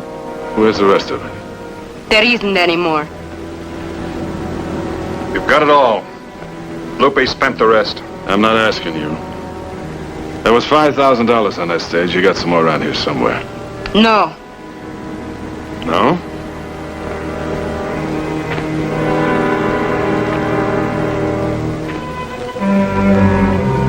Don't you lie to me. Where is it? You've got it all. What more do you want? You're a sucker, Bonner. You must have it hid around here somewhere. I want to look at that grave you dug. Bring that shovel. All right, move. Come on, all of you.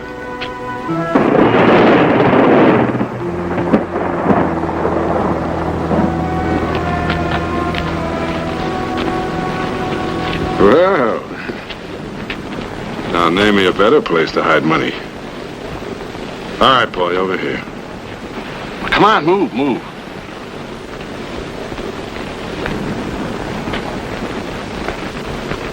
All right, boy, start digging. Do as he says, Lupe. No.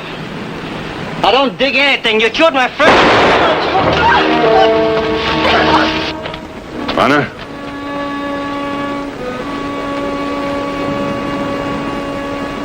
Now you pick up that shovel. Or I'll kill him.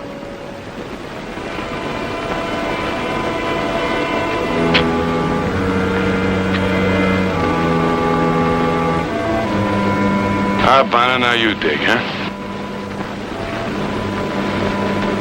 Wait, please, senor. I beg you, do not disturb the grave of my brother. Now do as I tell you. Dig.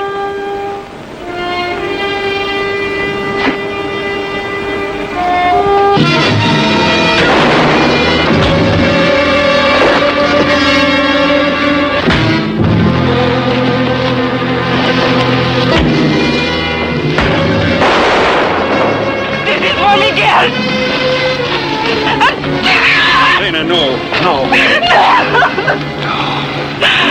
Don't kill him. Be no better.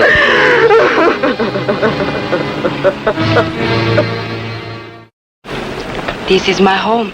I must stay here. Gonna be all right? A woman can always manage. Are you coming back? Sure I will. When, Big Bonner? I'll be back sooner than you think.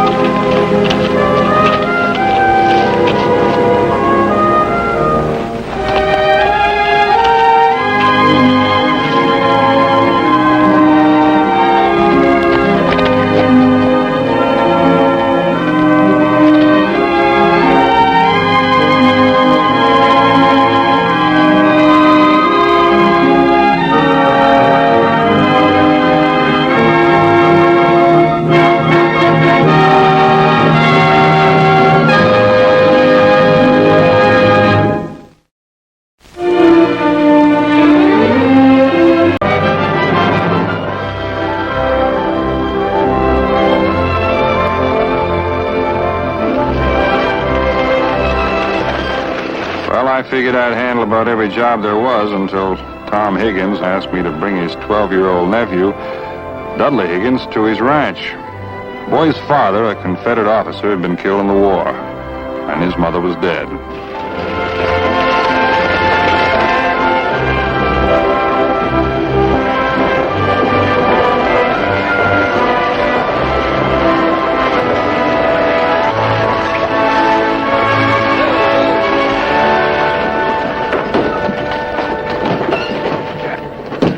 Oh, honey, I sure have missed you.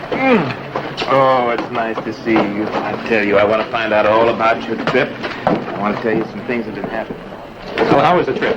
Dry and hot. Well, son, this is your Uncle Tom and your cousin Michael. Thank you for inviting me, sir. You look just like your father.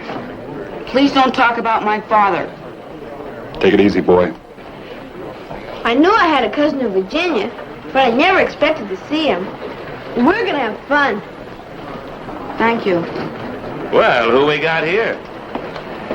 Tom, don't mean to break into this family reunion. It's all right, Arthur. I want you to meet my nephew, Dudley Higgins. I know all about your nephew, Tom. My wife's been telling me all about him. They come up in the stage from Virginia together. My name's Stewart. Arthur Stewart. Pleased to meet you, sir. My wife's been telling me how kind you were to her on the trip. I own the general store. And if at any time I can do anything for you, you just come a-running. Thank you. Arthur Stewart. Are you any kin of Jeb Stewart, the Confederate hero? Could be, boy. Could be, but I'm not sure. Where'd you hurt your leg? Oh, Chickamauga? How can you live here in the North?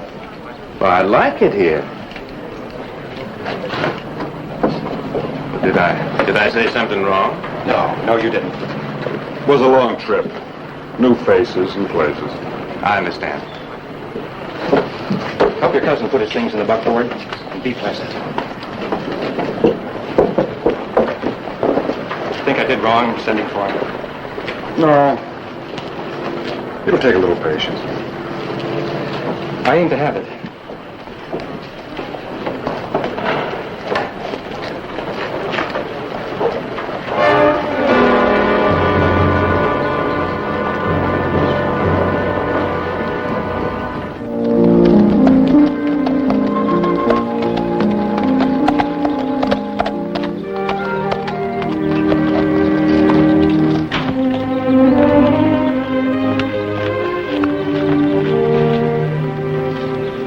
You're Dudley. You know, I'd recognize you any place. There's no mistaking that family resemblance. You must be tired and hungry after that long trip. Michael, let's you and I take Dudley to his room. Come on, Dudley.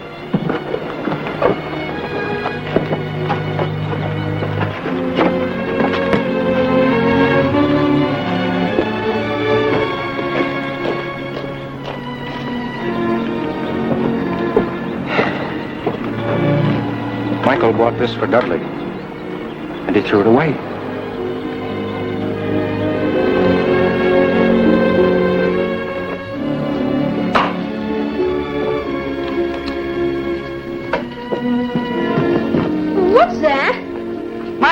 buried this flag at the Battle of Chattanooga.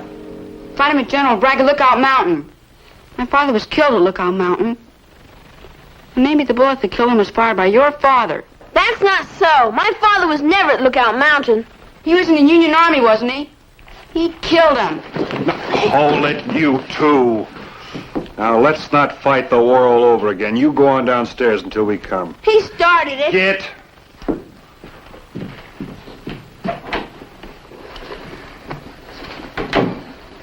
Well, where are we hanging? I think I'd like it over the bed.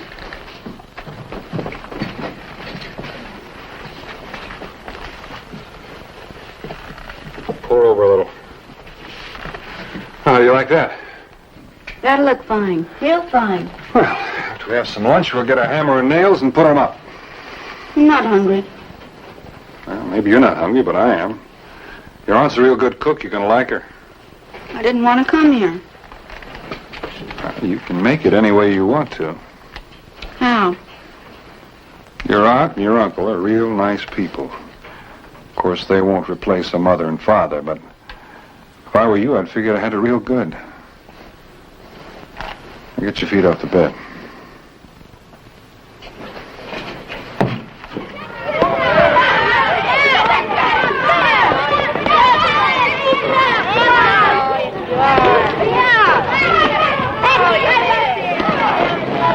Come on, Jerry, run out.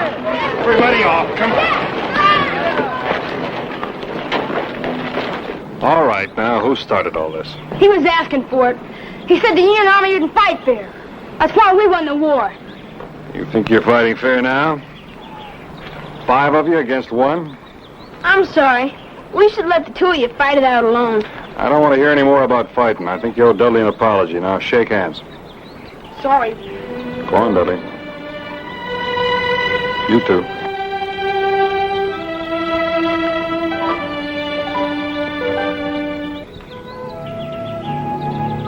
Mike. Go on, Dudley.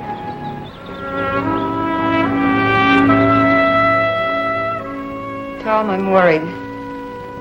Dudley? 4 days now, and that boy still hasn't come around. He's fighting and grouching and never a pleasant word. Yes, I know. You know, our house has been turned into a battleground. One small boy against the world.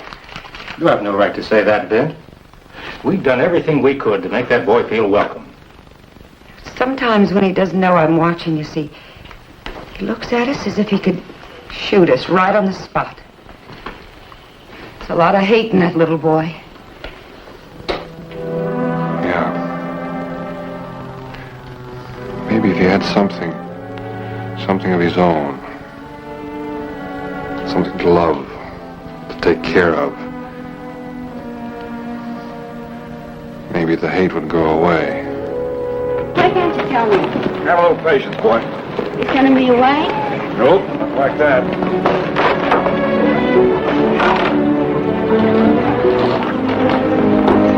How do you like him? I've seen better. Oh? Think you could ride him? Easy. Let's give it a try.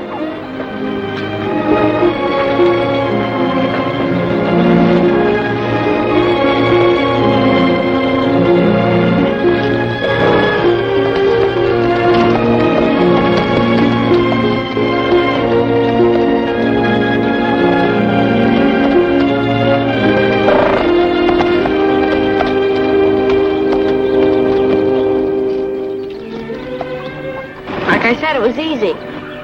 What are you going to name him? Doesn't he have a name?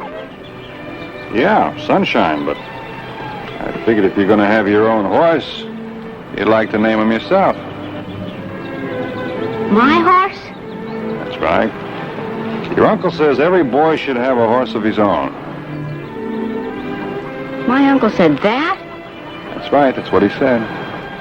Ask him yourself. I like the name Sunshine just fine.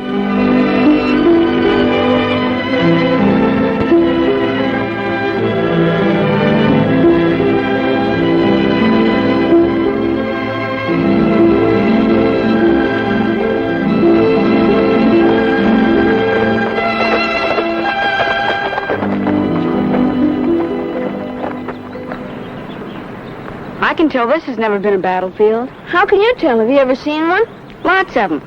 Coming up from Virginia, we saw overturned cannons and grave markers. I seen my daddy's marker. I'm sorry your father got killed in the war. He died a hero. I'm sure he did. But do you know how it happened? Sure. I'll show you. But we're gonna need guns.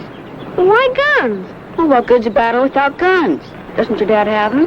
Sure, but if I so much as touch him, I'll get hided. I can't tell you about it without guns. Okay, I'll get them.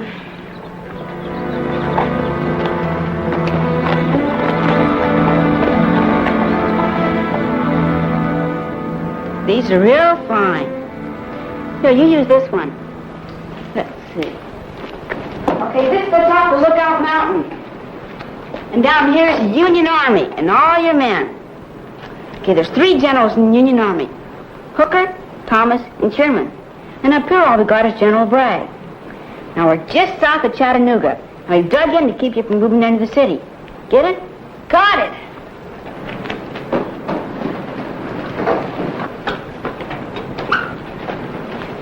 Okay, you be General Sherman, and I'll be my daddy. Now he's in an advanced position defending the mountaintop. Get into position now. All right, the sentry had given warning the Union Army was preparing to attack. So my daddy raised that standard and moved forward. Thousands of men were behind this banner, ready to give their lives to fight off those men down there. Shooting started. Bang! Bang! Bang! Bang! Bang! Okay, charge me.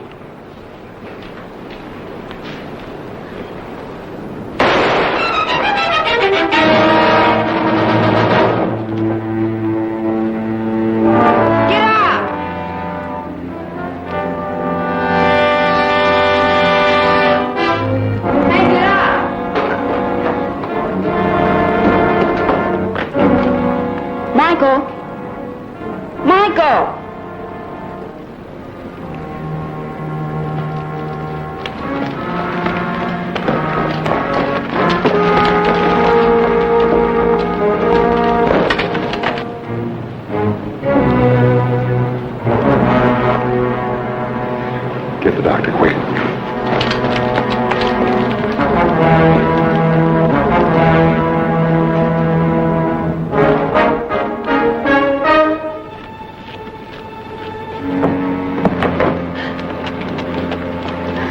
Oh, no, not Mike. Open the door.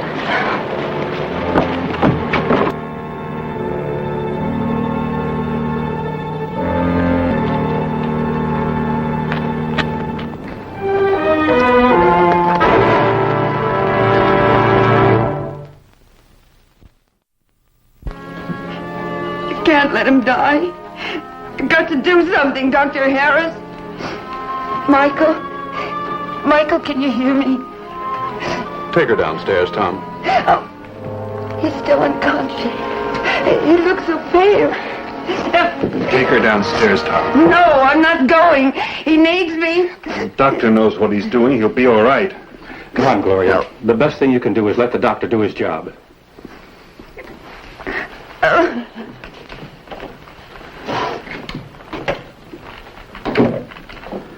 What happened?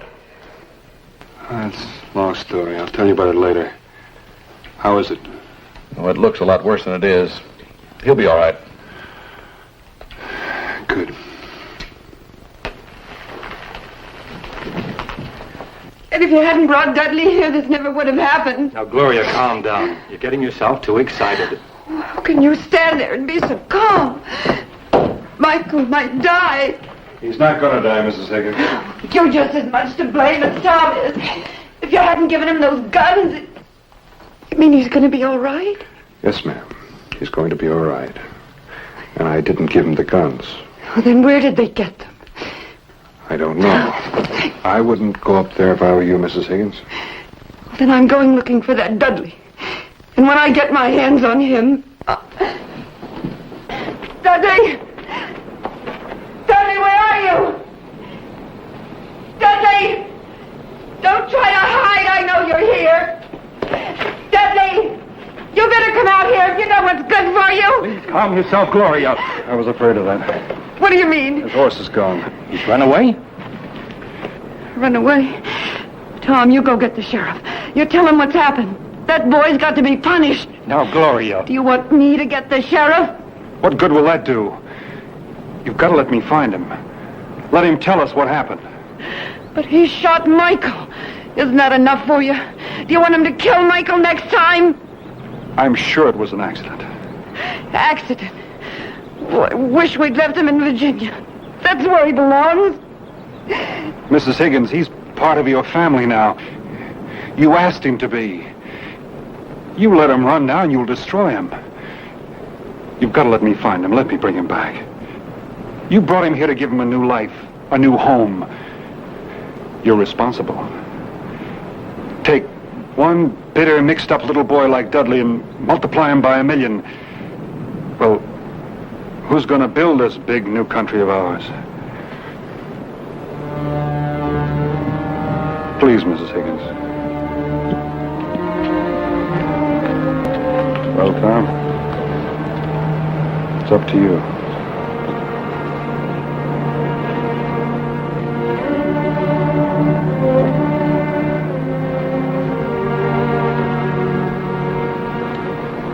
Find the boy. Bring him home.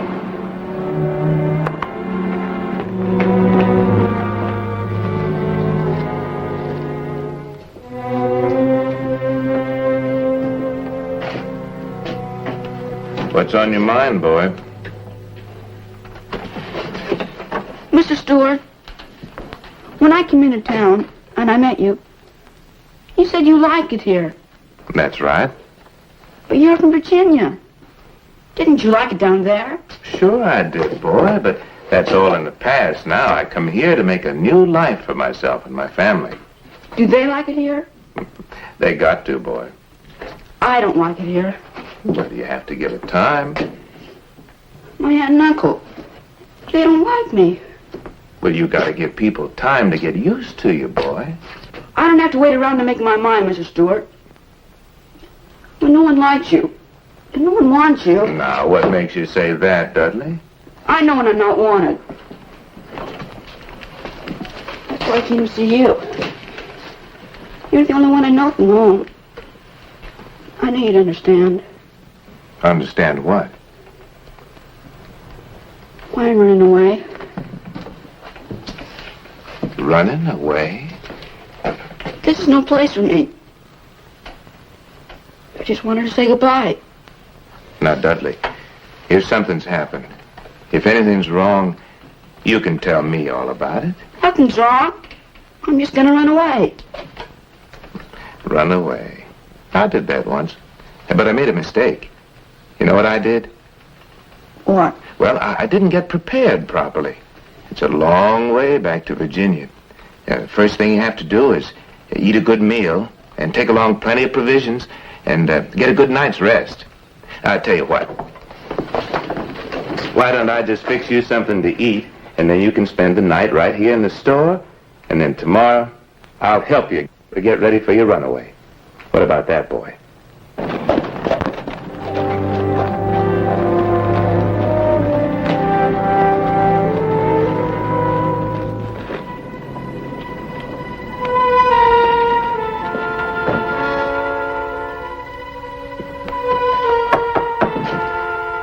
Please, don't tell anyone I'm in here.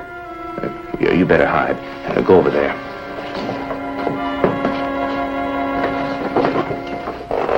Come in.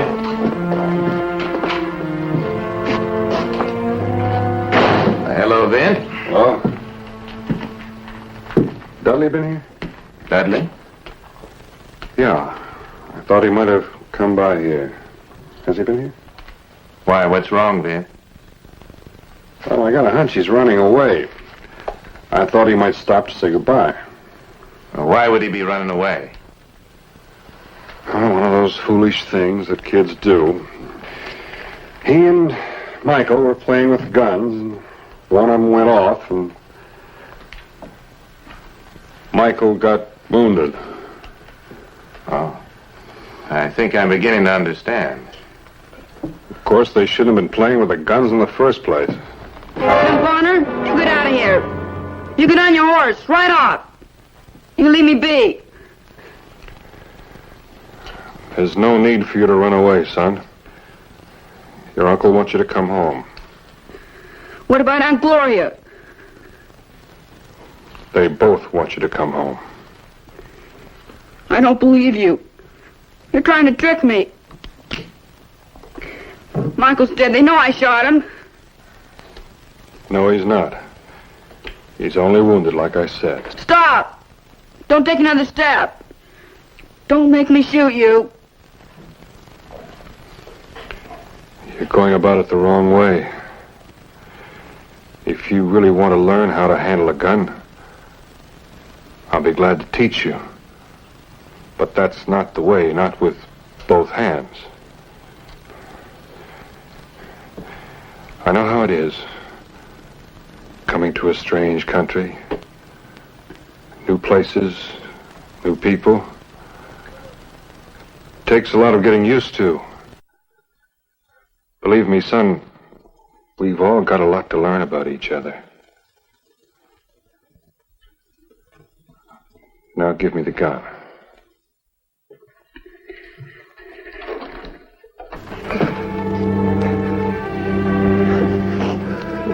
Let's go home, boy.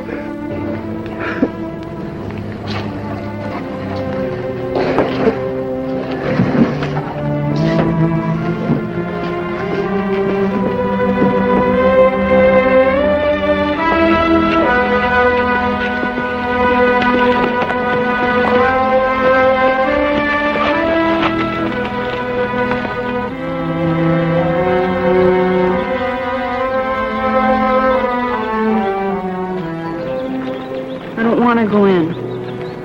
You afraid? No, I'm not afraid. You didn't do anything on purpose. You're just saying that. They made you bring me back. Gonna get on by yourself, or do you need some help? I don't need any help from anybody. Come on, then.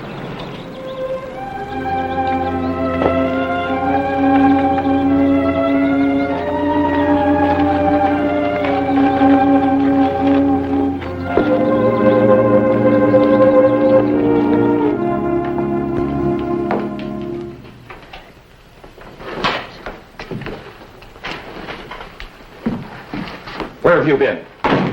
Answer me. I don't belong here. You and Michael, you had guns. Where did you get them? We took them. Michael should have known better. Didn't he say anything to you? He said he'd get whipped, but we decided to do it anyway. Well, I guess he was right. You ought to get whipped. Tom, you didn't ask the boy what happened. We know what happened. Dudley, I want them to hear it from you. You tell them the truth. Did you do anything wrong? On purpose, I mean? We took the guns. I guess that was wrong. Yeah, but I mean about the shooting. I don't know what happened. We were playing.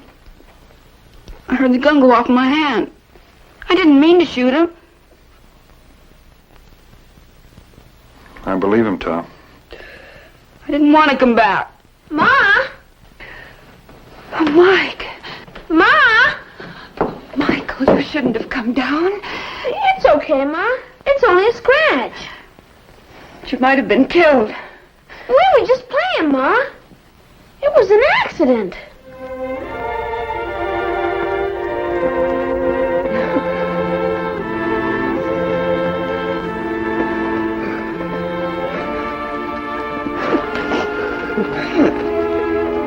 It was an accident. It was an accident. I know now, son. It was an accident.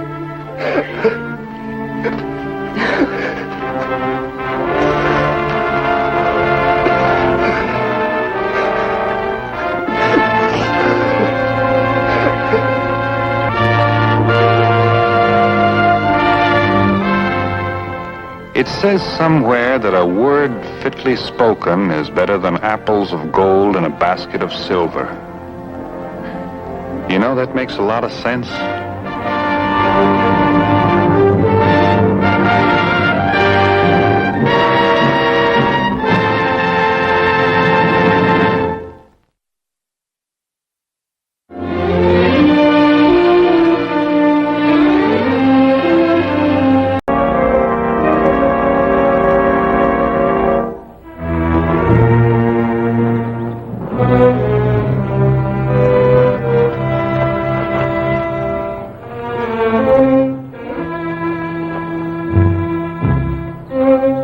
Trent Langley married Ann Frawley, there wasn't a happier man in the world than her father, Carson Frawley. But as time went on, something about Ann's letters began to bother him. I'd been working as roundup boss on his Wyoming Vodka 3 spread for a while, so the old man asked me to head south, see what was wrong.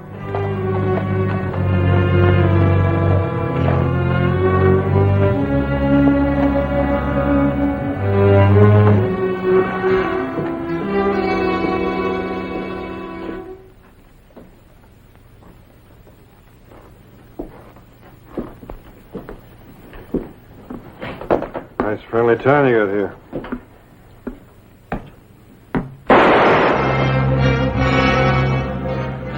Unless you're playing dice or visiting with the Almighty. Better get off your knees, cowboy. Don't think it weren't on purpose. I can bring him close enough to raise a blister. Where are you from? You Ramrod from Major Langley? Answer my question, cowboy. I came out of the Verde 2 days ago.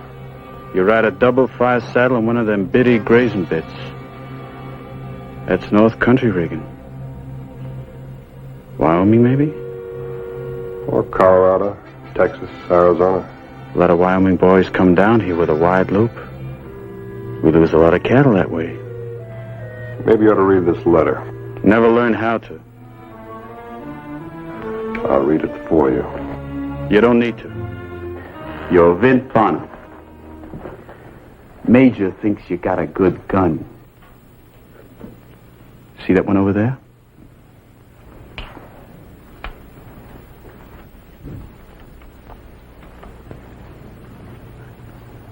That's Cole David. It's his summer name. I told you his real name, you'd stand real straight. Cole was Ramrod before me. But I got a gun takes up where his leaves off. You chew over every visitor that comes to town? If that visitor happens to be thinking of swapping jobs with me, then I likes to break him down some, look inside him. What did you see? Not much. Maybe you ought to take a second look. I got a good gun, Bonner. Save maybe for two, the Major's and another. Ain't none can match it, none. You keep that to mind, you're going to live a long life. You don't, you're going to get dirt in your ears.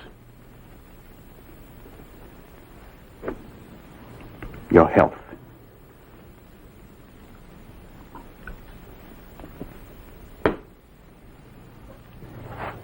Let's ride, cowboy.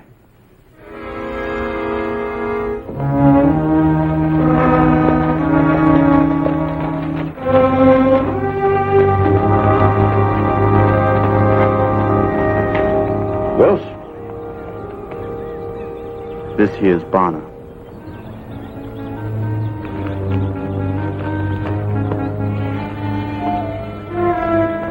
Major? Howdy. Well, Bonner, of course, you know you're on the Cimarron. She's the biggest ranch there is. Wild and untamed, and only two things hold her together. Guts and gun smoke. You think you can take orders? From the right man? Yes, sir. Now, let's see how good your reputation is. Well, that's not bad for first time, almost as fast as Will's here. And him with all his practicing. Now, there's one thing you have to remember. Don't go near any bushes where a muzzle of buckshot can be poked through. Like Cherokee Daniels, eh, Wills? That ain't no way to talk, Major. Ain't a gun can match mine. It ain't? Save maybe yours. That all? Maybe Rocky Jake Thomas down to Fort Griffin. Bonnie here just come from that country. You can deal Thomas out. Did he gun down Rocky Jake? Fair fight. Drilled him with lead belly to brisket. Now, I want to put you two cow nurses in the same saddle. You just been to Siam, Wilkes. Got yourself a twin. Can't be but one ramrod. Yeah. Guess you're right. Yep.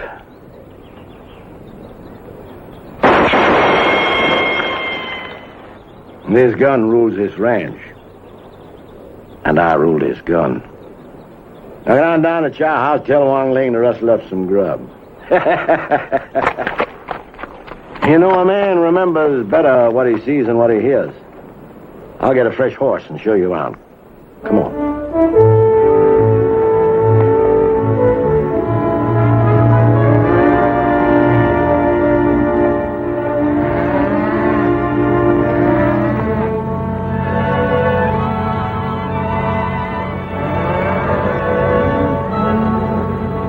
Well, how do you like what you seen? Well, up in Wyoming, they say you're a pretty good cattleman. For a brush popper, that is. Wyoming? Them boys up there can't make enough to keep a chicken in scratch less than they got a front lawn 40 miles wide to pasture cows on. But we got an operation here, raising our own kind of cattle. Short on horn, long on meat, bringing the railroads to us. And not driving ribs and hide 1,000 miles to it. We blast our own wells, raise our own feed. Major. Now, I have a proper man's regard for the Almighty, Bonner. But he helps them who helps themselves.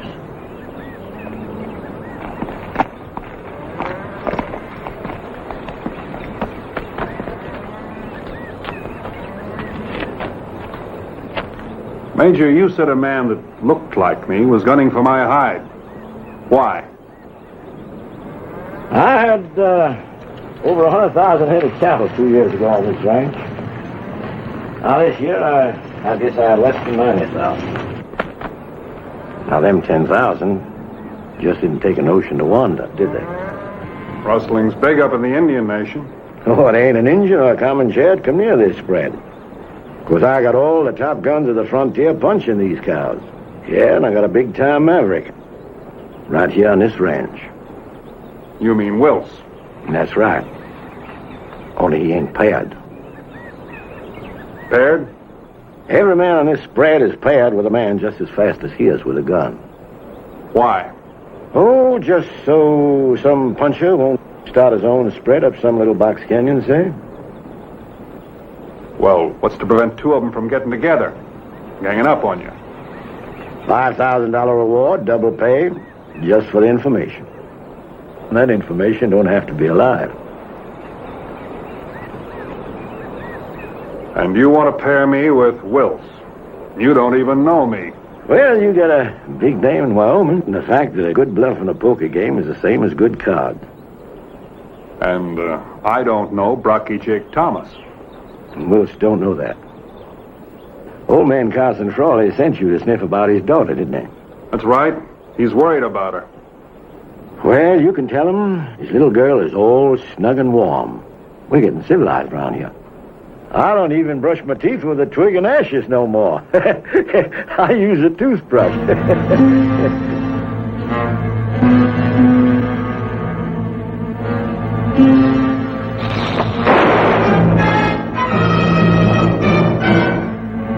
You're a big man in these parts, Major. But the rattlesnake doesn't know that.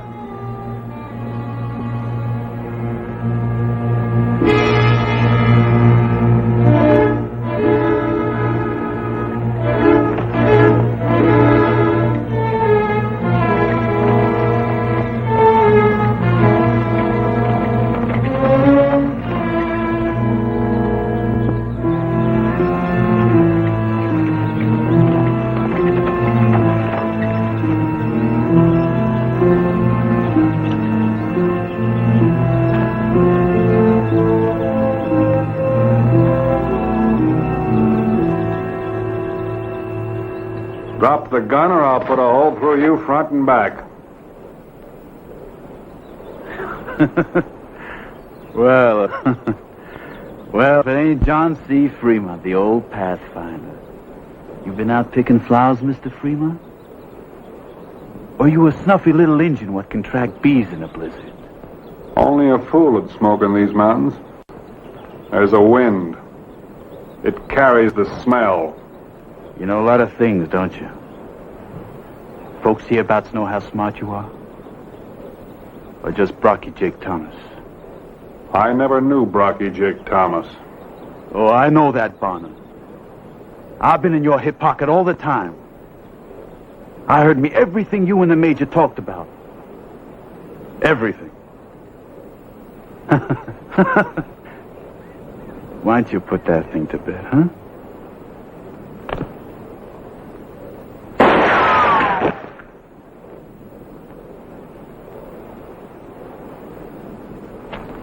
A little nervous, ain't you?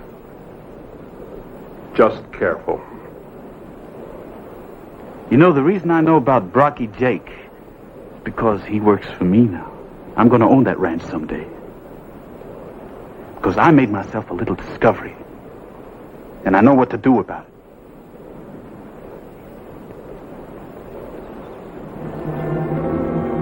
You can give that back to the Major's missus. I don't need it no more.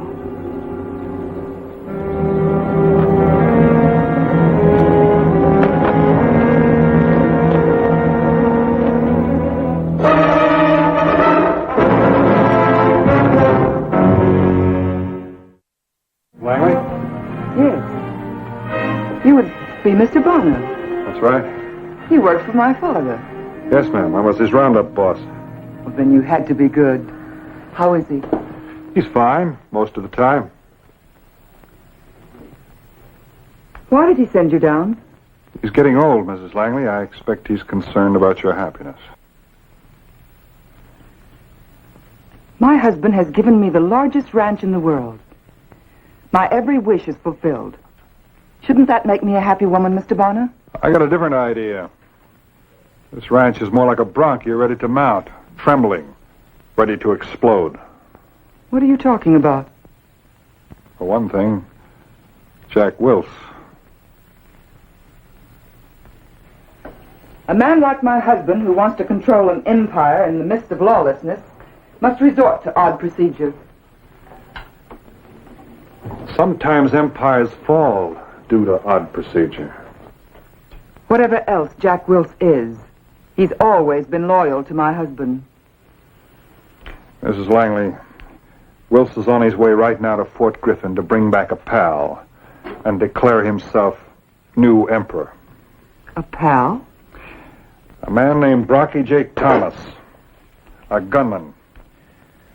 Wills asked me to give you this.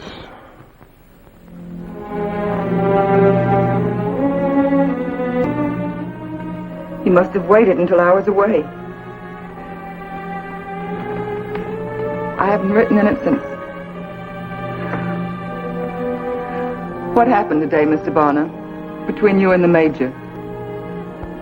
I shot and killed a rattlesnake close to him. I knew it wouldn't last. I knew somehow something would do it. July 21st, Clint had another seizure this morning. He and the men found some rustlers up by Hayes Fork. In the fighting, one of the men was shot dead next to Clint. He managed to return to the ranch house. No one must know he is helpless. September 4th. The seizure of the last 2 days is over. I have hopes.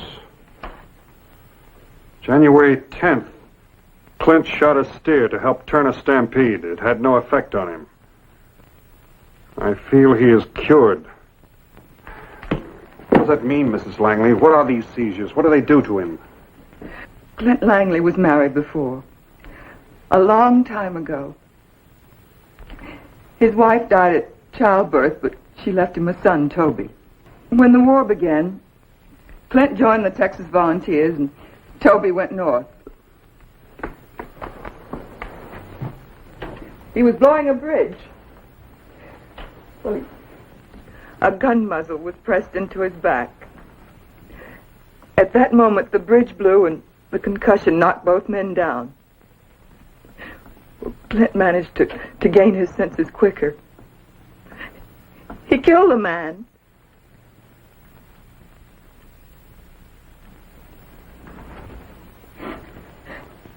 But he bent down to change uniforms. The man he saw was Toby.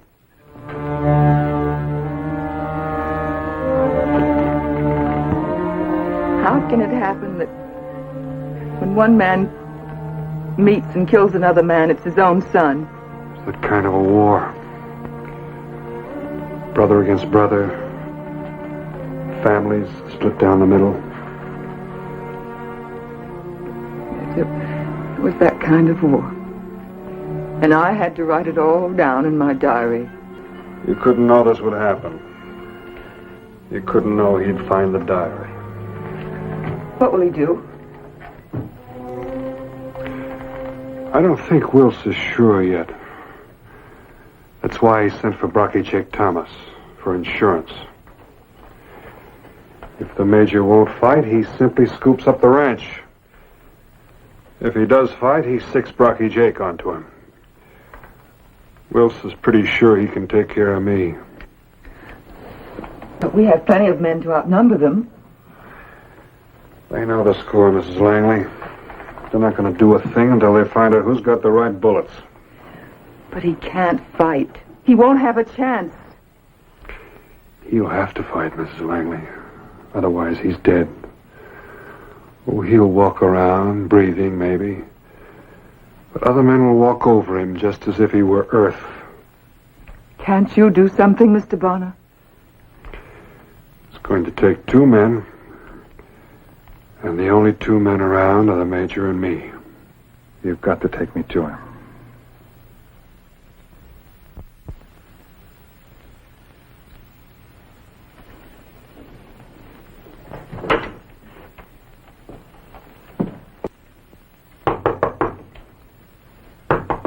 Clint, it's Anne. Can I come in? The door's unlocked, Anne. Clint, I brought Mr. Bonner. Anne, I told you. All right, Clint. Mr. Bonner knows. Worse than that, Wills knows. How about your weakness? You got a hold of your wife's diary. And he followed us today, heard and saw everything that happened. When I shot that snake, he put 2 and 2 together. He's got a partner, Brocky Jake Thomas. What are you going to do? I just can't do nothing. I can't do nothing. I'm not well. I'm a sick man. Major, there's only one way. That's you and me and a pair of guns. No, I just can't do it. You gonna let Wills take over the whole thing? This whole place you've worked years for, you, Mr. Texas? Bowed to by every man who ever burned a brand? Sitting looking through his fingers like a little girl with a horned toad on her knee? I don't think you understand, Major. I'll help, but I can't do it alone. All this could have been his. Everything here could have been my boy's. But that's past, Major. Years past. But what did I do wrong? What did I do wrong? He hated me. He hunted me like a killer. What kind of a father was I? A busy father, Clint. A busy father in a violent time. A time that shut out the closeness of a son. You weren't the first and you won't be the last. Major, this is Ben Gibbons from over the 3 Pass section. I got a message for you. You Bonner? What do you want? Wilson Thomas just come through 3 Pass. They aim to tack lead onto anything gets in their way. Now you listen to me. Get out of here. I got plenty of bullets that'll fit your carcass. How did they get here so fast? I don't know. Thomas is probably on the ranch all the time, just waiting for Wills to call him. He's worse than ever. Violence can overcome a man till he learns that Death is only a neighbor that comes to borrow a cup of life. Something for a little while. And how does one greet this neighbor? I remember a man in the war once. Lost his nerve during an attack.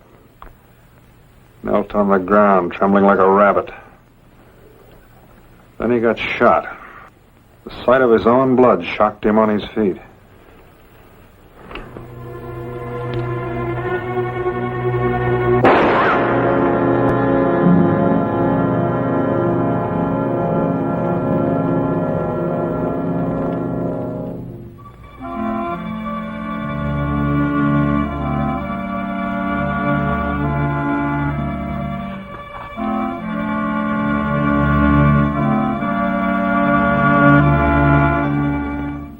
And I need a bandage.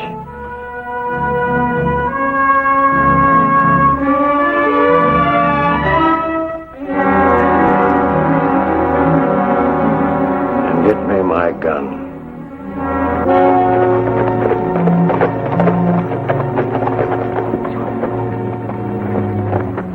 Likely they're gone. I can't vision that. He's not a man anymore. Got a sickness, I tell you. You got a woman? Right handsome, too. Come on. Shotgun. That's right. Blow you to pieces.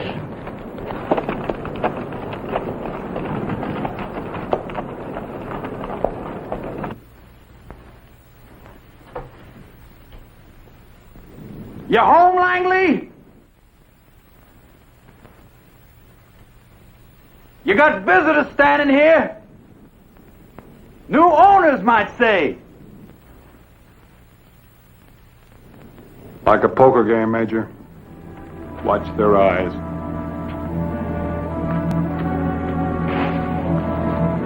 Well, look at them now, Brocky Jake. Two puffed up coyotes stepping like wolves.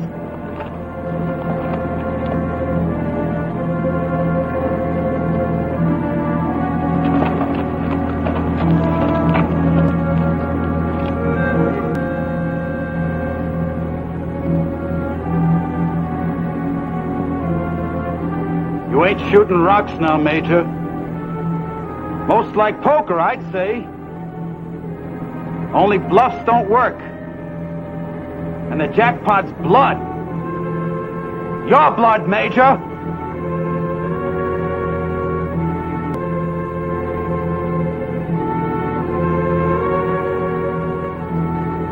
You aim to run this ranch on wind?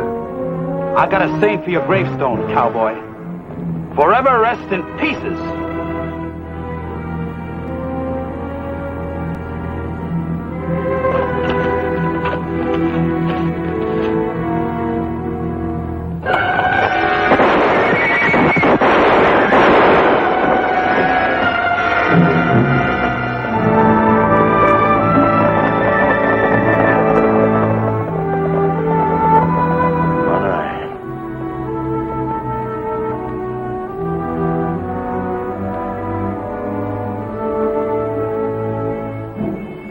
Isn't it something when a man can hold his head up again?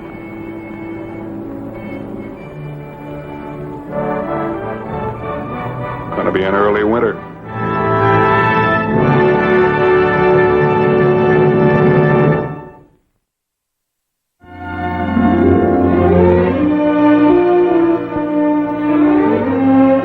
Interesting job, but it has its drawbacks. For instance, I, for one, don't like sleeping on railroad ties.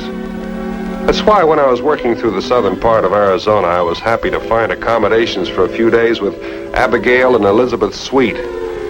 These two gentle little old spinsters took me in, adopted me, mothered me, heaped kindness on me. I liked it. Of course, you can stand only so much kindness, too. Mr. Bonner!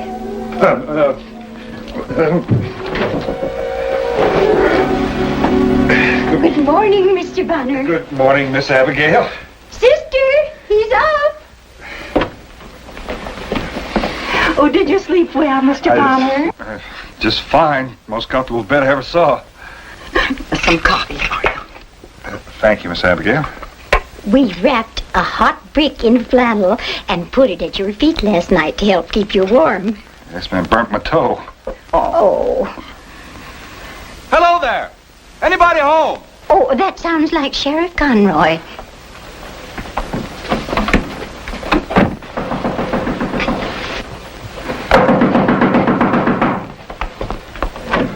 Good morning, Sheriff. Good morning, ladies. Is Vint up yet?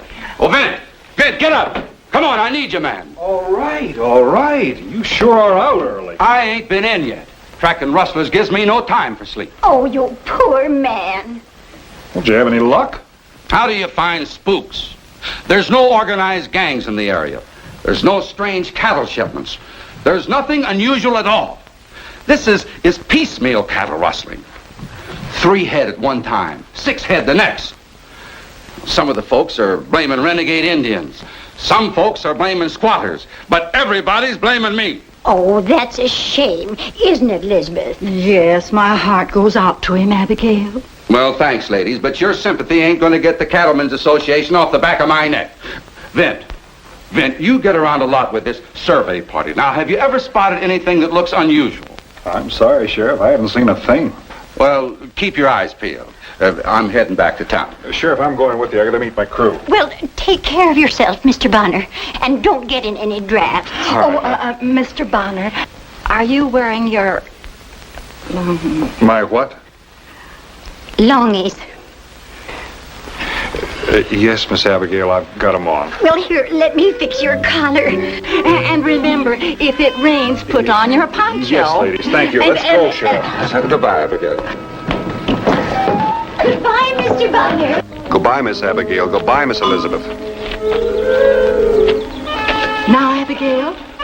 Not now, Elizabeth.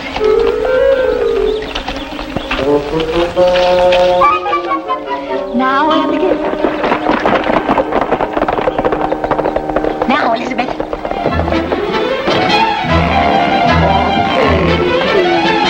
Oh, you be a good girl now.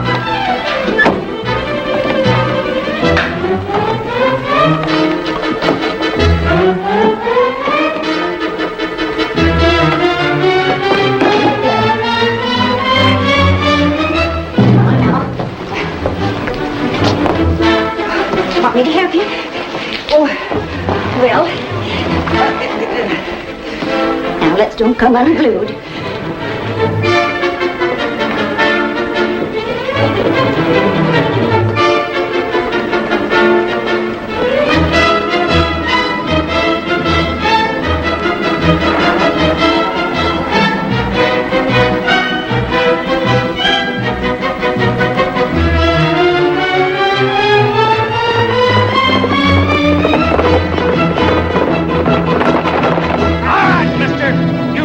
Back around and go back where you come from. Back. There ain't no place around here for squatters.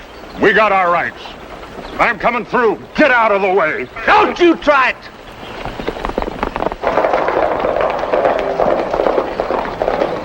Hold it. What's the matter with you people? Is everybody gone loco? They won't let us into town. We need supplies. Who are you? I'm Louise Keller. This is my father. We're homesteaders. Homesteaders. That's a Tony name for squatters. We ain't selling them nothing. We're gonna starve them out before they rustle some more of our cattle. He doesn't look like a rustler to me. You men are going off half-cocked. You've got no proof.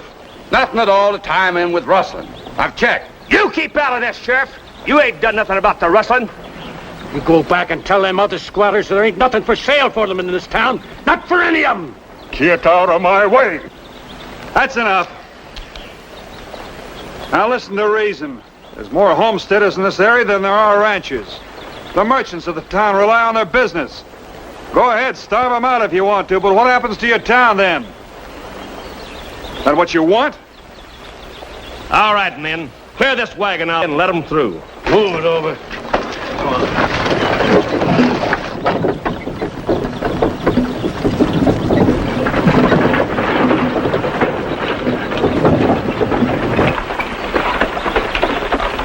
Thank you, Mr. Bonner. Thanks, Mr. Bonner. It's quite all right, miss.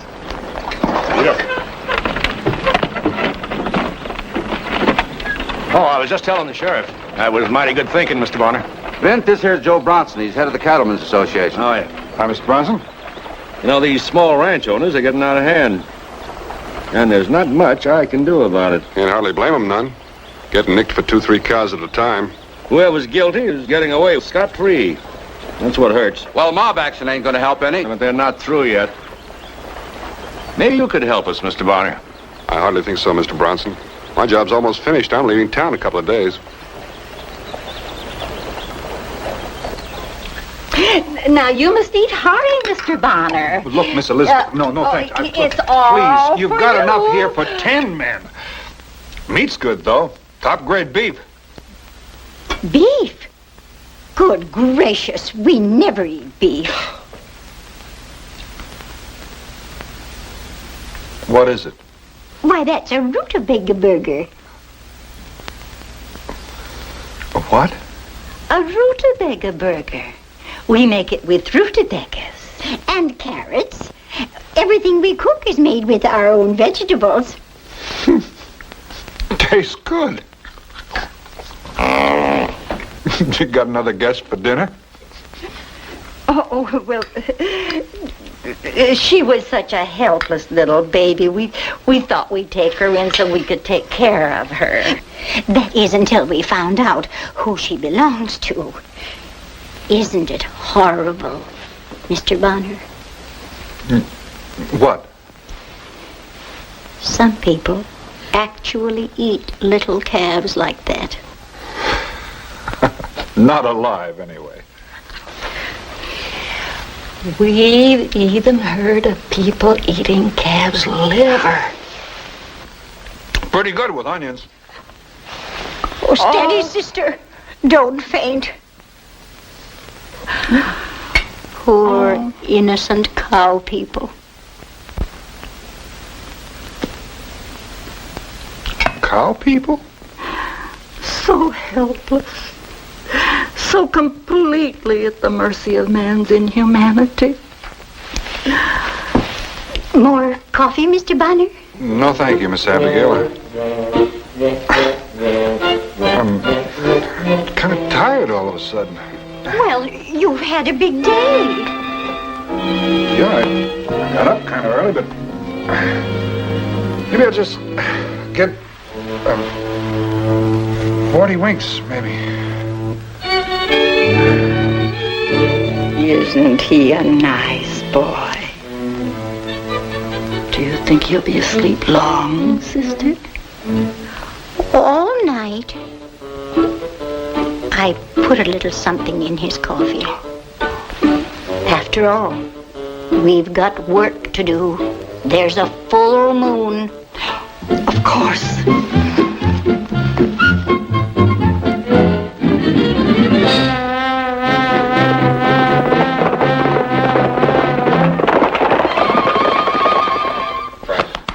Ben, come on, boy. Come on, wake up. Open your eyes. I feel woozy.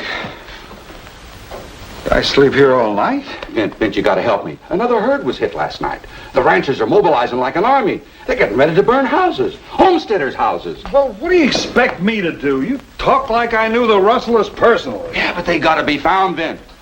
Only trouble is I don't know where to look next. It's like being lost in a cave and not knowing which way is out.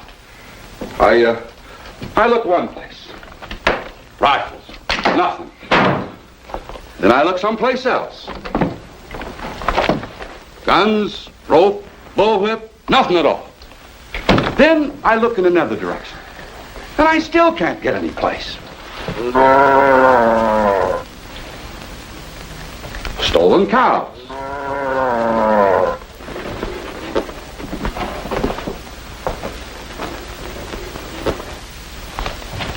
Circle C Ranch.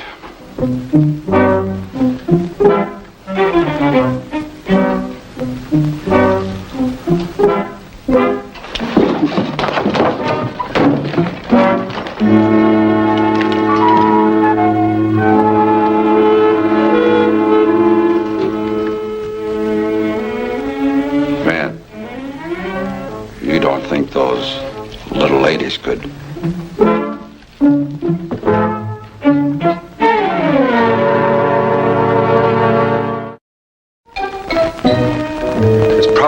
perfectly reasonable explanation for all this. Sure. They probably just... Well, maybe one of them...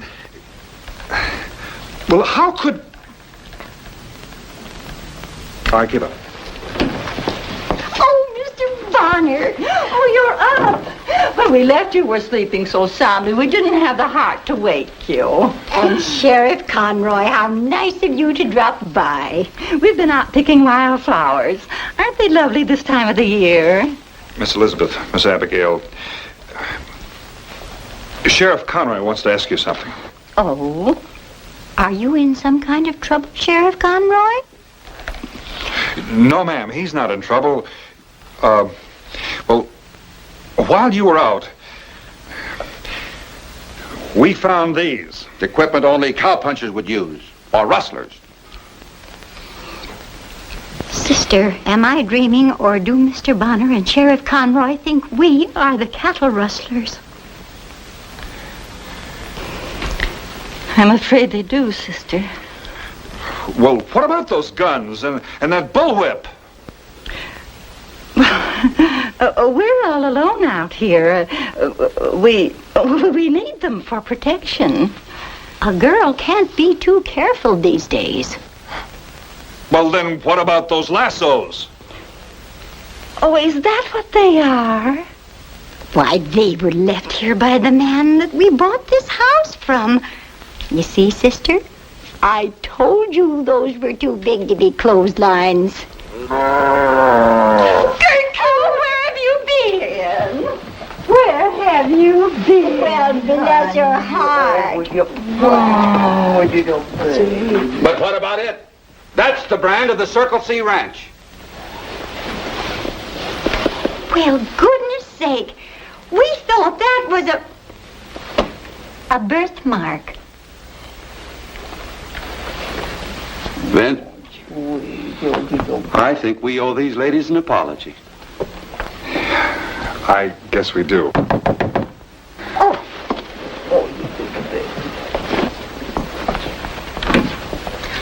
Good morning, Miss Abigail. Miss Mrs. Elizabeth. Good morning. Sheriff. You and Mr. Bonner got to help us. Somebody just threw this on my front porch. They say if we're not off our land by sundown, they're going to run us off. The 6 head of cattle that disappeared from the Circle C Ranch last night must have been the last straw. Mr. Bonner, we had a meeting last night. Every homesteader in the valley was there. They couldn't have been out stealing cattle even if they had a mind to. Mr. Keller, do you mean you're to be driven from your land because of crimes you didn't commit? Yes, ma'am. They just won't believe that we didn't do it. Sister, will you help me get a bucket of fresh water for the flowers? Would you excuse us? Oh, of course, sister. Courage, my friends. Sister, we have no choice. We cannot let innocent people suffer because of our deeds. But what about our poor little four-footed friend? Other eager hands will reach out for the torch when we are forced to yield it. Oh, how brave you are, sister. How very brave. It's our duty. Come.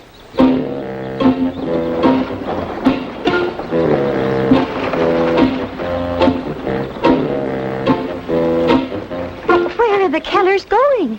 Home to pack their belongings. All the homesteaders will be on the trail by sundown. Their exodus is unnecessary. The true culprits stand before you ready to confess. Truly. Ladies, this is no time for jokes. I assure you, this is no joke. We are the cattle rustlers. Arrest us. Oh, dear. Execute us if you wish. Oh, dear. Ladies, I know your kind hearts. It's generous of you to want to help the homesteaders, but you can't ask us to believe that you two are cattle rustlers. You were prepared to believe us a short while ago. Well, that was before you explained things to us. Sister, I think these gentlemen need convincing. Truly they do, sister.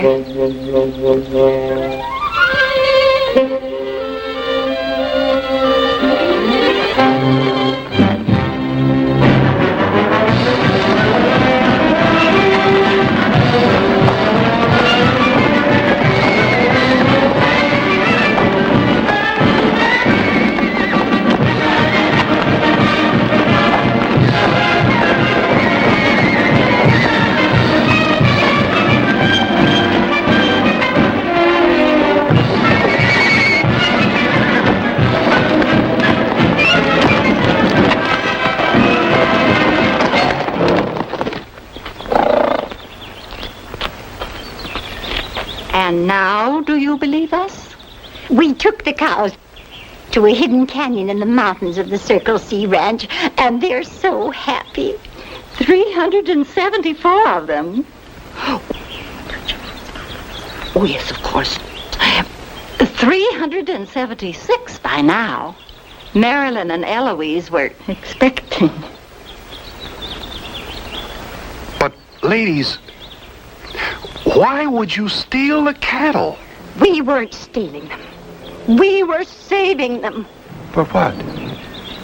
How can you look at that dear, sweet face and ask such a question? Would you believe it? There are evil men who want to put Gertrude and those like her in hot, stuffy stomachs and fill them full of food to make them fat and tender. And then lead them to oh, Gertrude. Don't think about it, sister. There, little sister. But, ladies, how do you expect to save the cow people by just stealing a few of them? Cow people? Alone, perhaps not. But all over this world, standing side by side with the animals they love, are people just like us, fighting to stamp out meat eaters.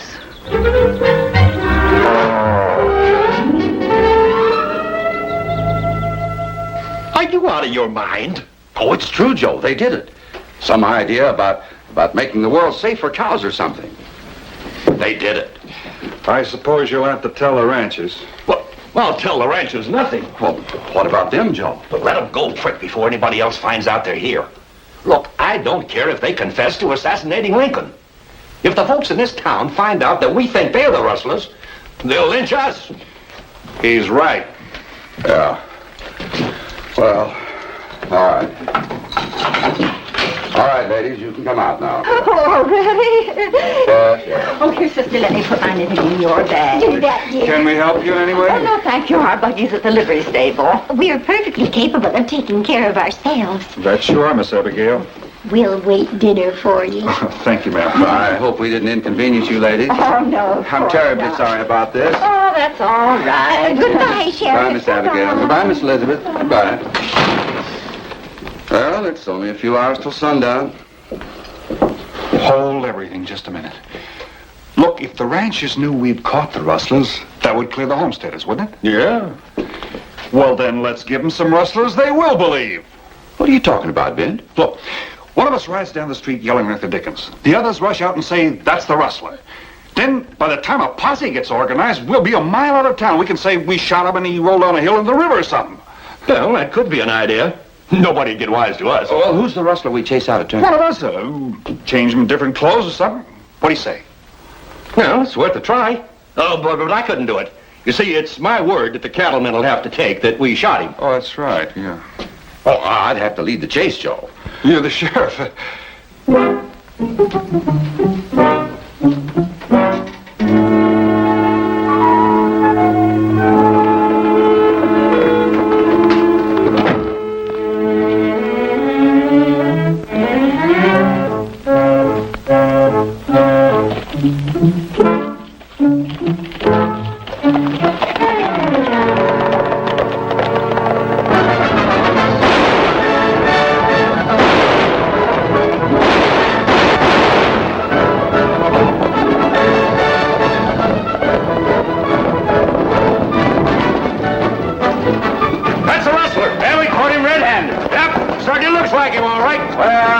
It'll take a little time to get up a posse, huh? That's what you think, Sheriff. All right, boys,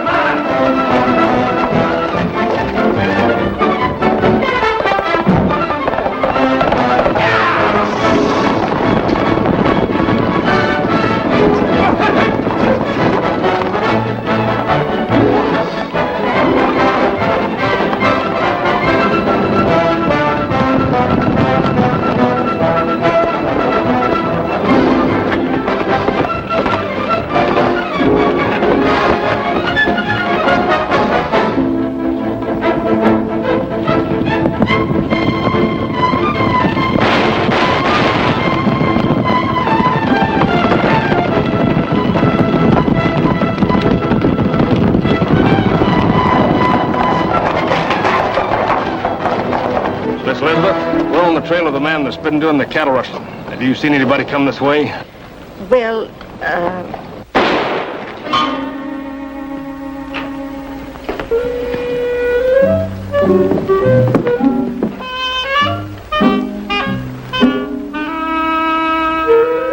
your cattle rustlers will bother you no longer. Oh, what have I done? Oh, my sister. My poor little sister. Now hold it, men. The little ladies are upset. You boys go on home. I'll take care of this. Are you sure, Sheriff? Don't you think we ought to go in with you, Sheriff? No need for you men to stick around. Go ahead. I'll see you in town.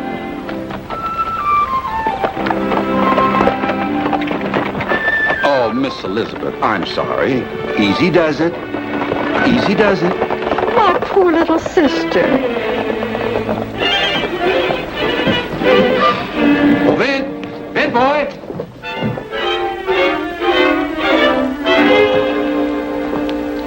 You were supposed to stall the posse. Oh, I'm sorry, Vin, but you see, Aside from these, I have 2 bullets in my saddle, and 1 glanced off my stirrup. Well, I tried to tell the posse you'd gone off the cliff, Vin. Where do you think I've been? Well, it all came out all right. You're all in one piece. No thanks to you. If it hadn't been for Miss Abigail there, I'd be a dead rustler. Well, thank you, Miss Abigail. Oh. Thank you very much. Thanks from me, too, Miss Abigail. Oh, I'm sure the homesteaders thank you, too. You are going to give up cattle rustling, aren't you? Oh, yes. As a matter of fact, we've been thinking that we'd leave this territory altogether. We're going to California. Yes, to California. There's a great deal of our work to be done there. A lot of people moving out that way. Yes, and so many people are taking cows with them.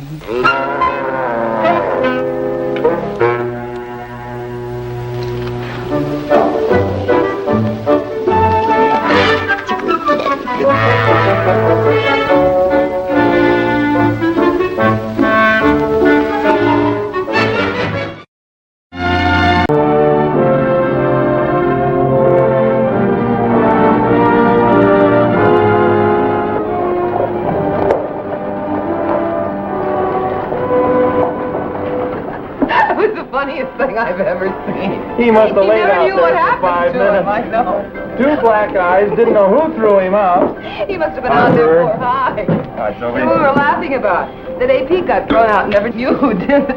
Tending a friend's ranch while he's away is all right, but gets a little lonesome, too. So weekends you get to town, looking for a little excitement. Vern's my girl, and I aim to keep it that way. Vern's company for any man who will buy her a drink. Seemed as if I didn't have to look far. Anytime, Will. Anytime at all. All right, boys. Go ahead. Go on. Take it easy, lady. That's a light trigger. You hear what the man says? Whichever one of you standing after the shooting, I'll gun down, so help me.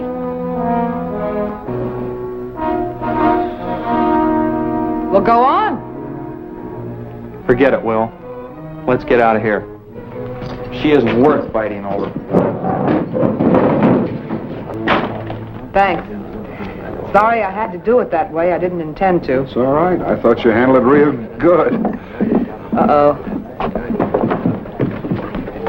Here comes real trouble. You mixed up in this?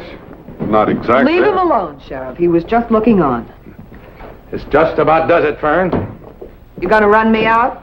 I'm telling you to leave town by the next stage. Now, wait a minute, Sheriff. This lady hasn't done anything wrong. Nothing wrong.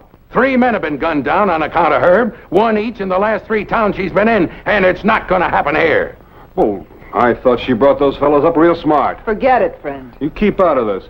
Now, she prevented something happening that could have been serious. Well, next time, maybe she won't. Remember, Fern, the next stage. Now, there are laws in this state. You just can't tell a person to get. You're mixing into something don't concern you, mister. Sure it concerns me. Next thing you know, you'll be telling me to get. And just who might you be? My name's Bonner. Well, maybe it wouldn't be such a bad idea you did leave town. Sheriff, this is Vint Bonner. Well, no sense the two of us fighting over like that. I didn't like the sound of that word. Now, you got no legal right to tell this lady to get out of town. Well, maybe you figured it'd take a court to do that, Mr. Bonner? That's the only thing that can do it. Morning, Sheriff. Good morning, Judge. Howdy, Fern. I just heard what happened Now, here. look, you can't put me in jail. You gotta let me wait for the stage. If I leave, I go like a lady. A lady? Well, that'd take some doing. This here court's now in session. Court? What court? How do you plead, guilty or not guilty? What's the use? Now, 6 months in jail starting 2 minutes after tomorrow's stage. Now, just a gall darn second. What's she accused of? Being a vagrant. What proof you got? Now, how long have you known Fern? About 10 minutes, but... And you think she's a lady and ought to be treated like a lady? That's exactly what I think. Well, all right. All right. If she stays, you'll be responsible for her. And somebody's got to be responsible for her. Well, there must be somebody in town who... Ain't nobody in town to side with her. Women folk been after me for weeks to rid the town of her. That's right, Judge. If you don't, there'll be a shooting. Well, look, and not if Mr. Bonner takes care of Fern. This here court now reverses itself and says that Fern Foster is in custody of Mr. Bonner for 60 days. I'm making her a lady, Mr. Bonner, by law. And if she slips, we'll hold you, too. Court's adjourned, and Lego that there bottle, Fern. You ain't paid for it. 2 glasses, bartender.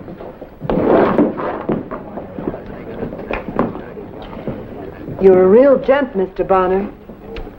But you talk too much. Yeah.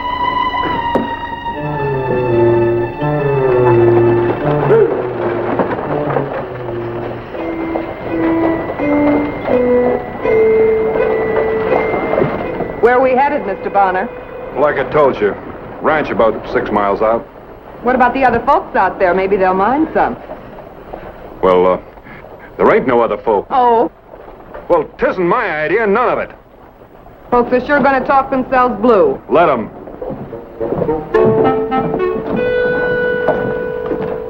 I gotta pick up some grub over at the grocery store. I'll need some extra for you, I suppose.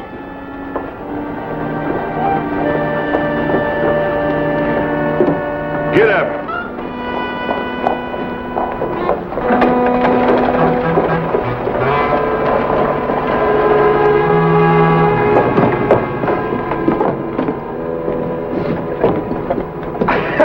Well, now, ain't that something?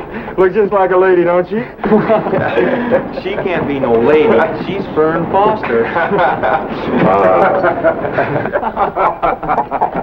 That's kind of funny, all this, will you? Hey, Will, come on over here.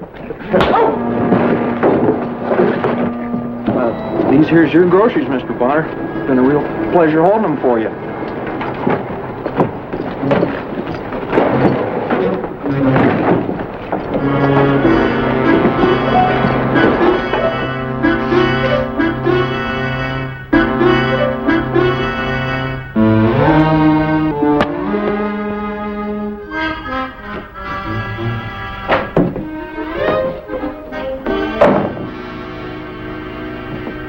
Haven't you started supper yet? Why, Mr. Bonner, I don't know how to boil an egg. I was wondering when we were going to eat. I'm getting awful hungry.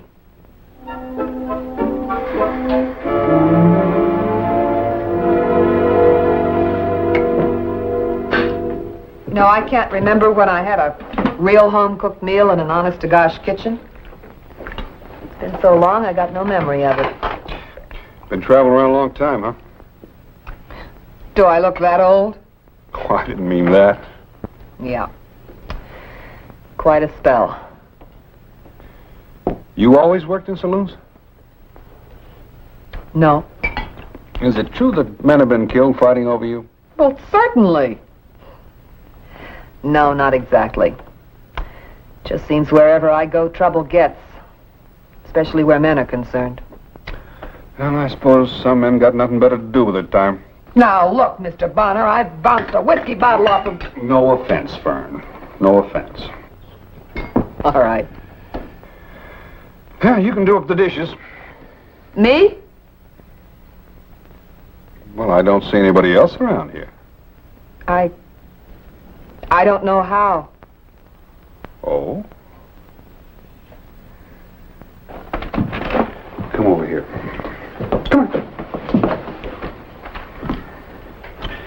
Now, this is a dish pan.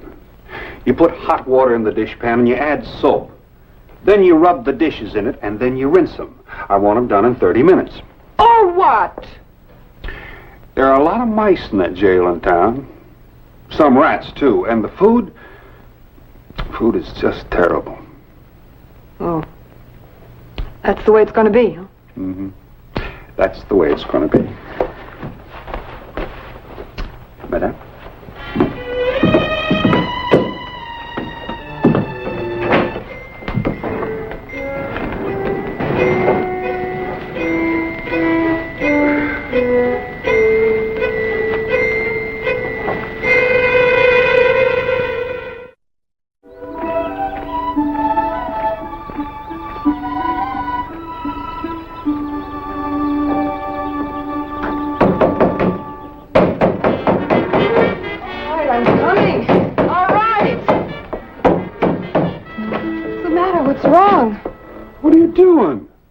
It's time for breakfast, isn't it? It isn't even light yet. The sun was up an hour ago. Get dressed. I'll give you 10 minutes. All right. All right.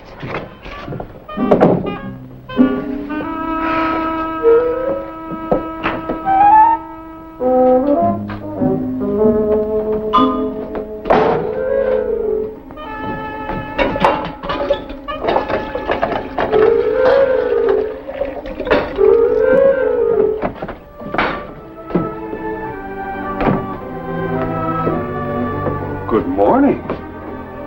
She dressed like that, I'd hardly know you. I declare, Mr. Bonner, the way you're looking at me now, I can almost feel myself blushing. I don't recall when that happened before. Oh, turn around.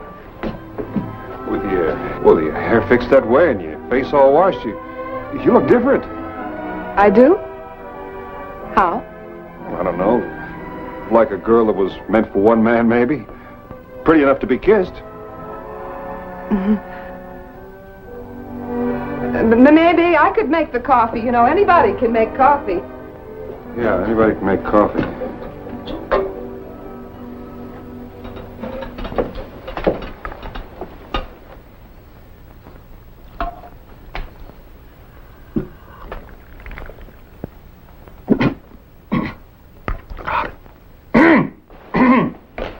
How'd you make this?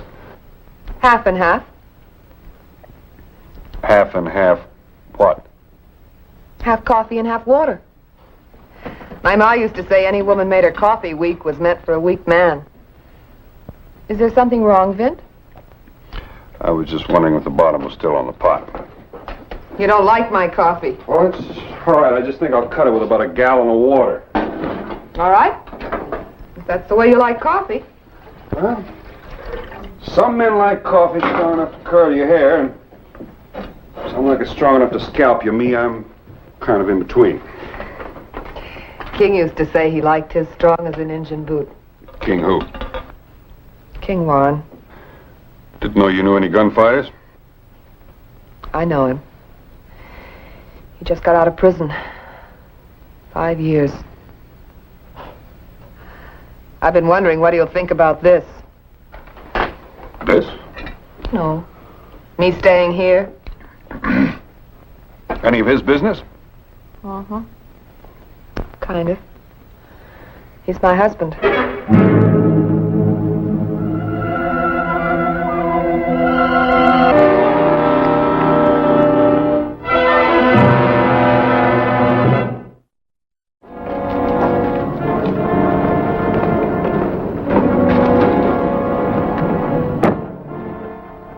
I reckon folks do figure it's a pretty funny setup. Yeah, it's funny. But Fern's a lot nicer girl than most of the women in this town that are talking about her. All right. But there's one thing you ought to know. She's been working with an outlaw named King Warren. I've heard of him. How's she been working with him? She drifts from town to town, finds out when it'd be a good time to hit the bank. King moves in. I see. Well, as sure as I stand here, all that girl wants a chance is to live respectable, and I'm going to see that she gets it. Any way you want it, as long as you've been warned. All right, I've been warned. Bonner. King's been seen heading this way, riding a paint horse. Keep your eye out for him. I'll do that.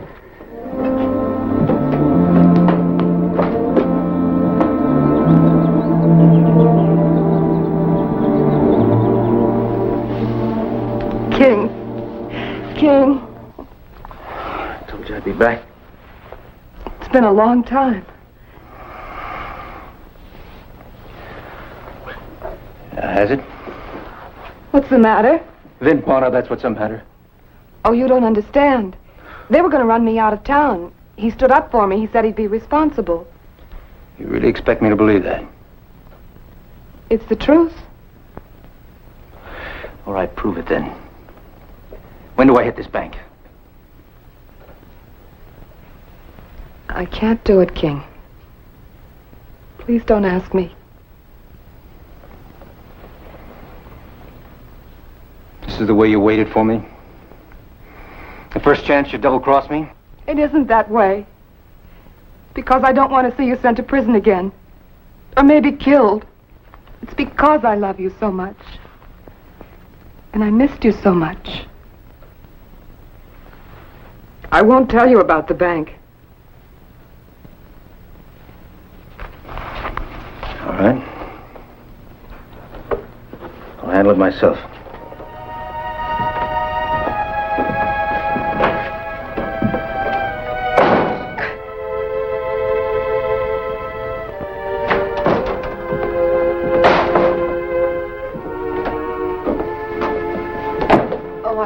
Never mind. Get dressed. I'm going to take you to town, to the hotel, for dinner. You're asking me to dinner? That's what I said. But why, Vint? I'm going to prove you're as much of a lady as any female in that town, so get dressed. Go on! All right.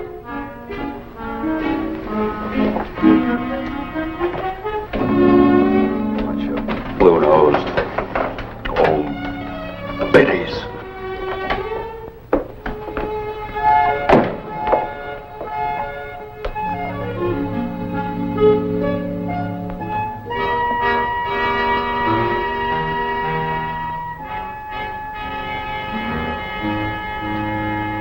You don't like the way I look. No, you look fine. Let's go. All right.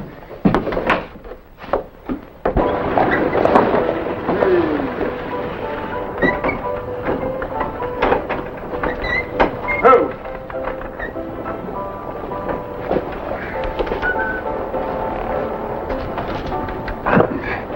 You wait in the dining room. I'll put the rig in the livery stable and be right back. Oh, gee, Vint, I don't know. Do as I say. You're as good as anybody else. Get it!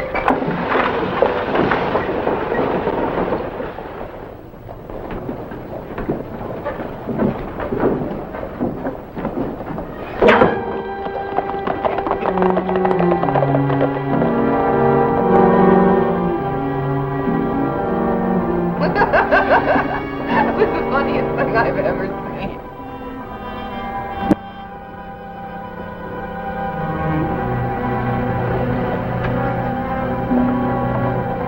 Oh, boy, I want to tell you, boys, it's good to be back. It's ranching isn't for me. Oh, well, look who's here. Come on, Fern. That's right, come on. Let's put a little life in this place. Come on, What do you Mr. say, Bonner, boy? have a drink with us. I said come on. Look, Mr. Bonner, I've had enough. I'd sooner be run out of town than be bored to death. So kindly move out. No, I mean it. I don't want to go back there. This Bonner, you put me down. This Bonner, you saddle-sore cowpoke, you put me down. This isn't very ladylike. Then I told you I wasn't going back to that ranch. But you didn't have to be so gall-darn rough. Why don't you just shut up? What'd you have to bust in again for, Vint? Why didn't you just let me go? I'm going to prove you're a lady if it kills me. It likely will, too. What do you mean by that? Vint, you're a wonderful man. I wouldn't want to see you hurt. Oh, so King's in town. Have you seen him? I've seen him. Then he'll kill you for sure. He's here because I sent for him. I used to help him rob banks. Drift into town. Find out when the bank was going to have a lot of money on hand. I'm glad you told me that, Fern, because I already knew. I told him I wasn't going to help him anymore. That I didn't care anything about him. He doesn't love me.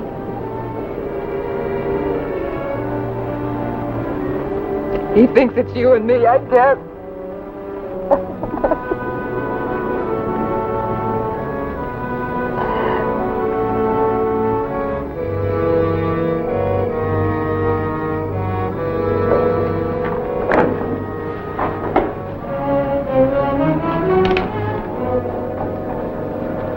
I reckon nothing but a bullet'll make you understand, Bonner.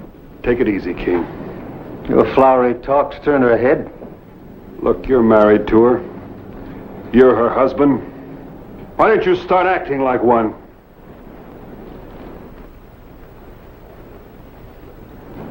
That's just what I'm gonna do, Bonner. That's just what I'll do.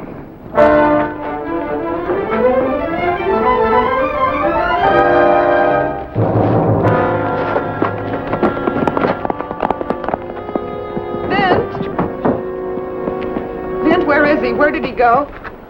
I told you he'd try it again. I don't think he wanted to kill me, Fern. I think he loves you too much. One of these days you two are going to meet head on. I hope not. You'd kill him, wouldn't you? I couldn't just stand there, Fern.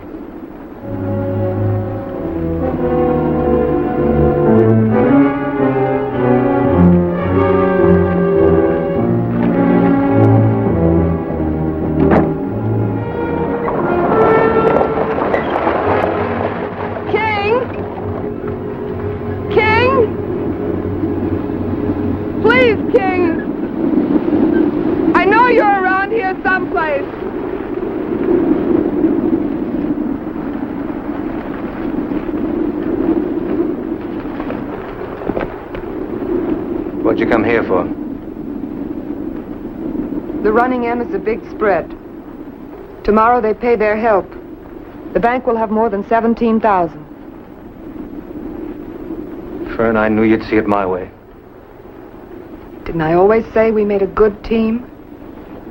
Yeah? I'd heard that you were living out at that ranch. I'm glad you were jealous. I should have killed him. You couldn't kill him because you thought I loved him. It's when I knew I had to help you. No matter what.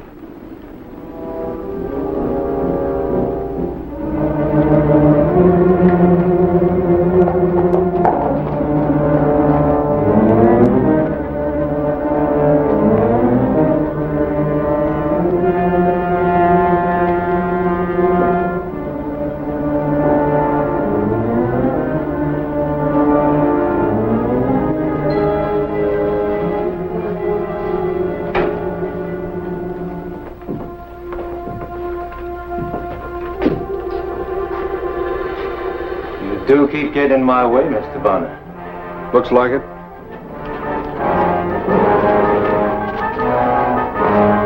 This time I'll draw him. If you're fool enough, you go ahead.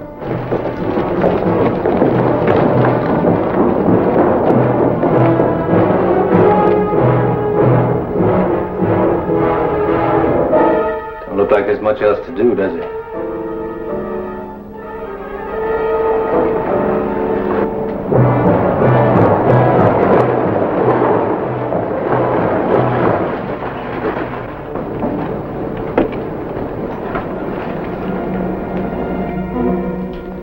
Anytime, Mr. Bonner.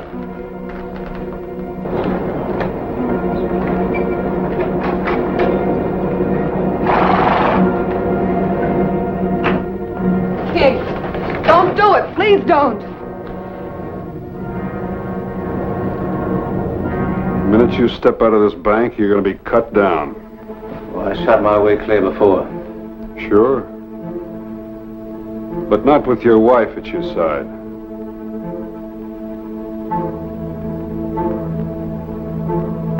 You know, I think she'd rather die at your side than see you ride off alone.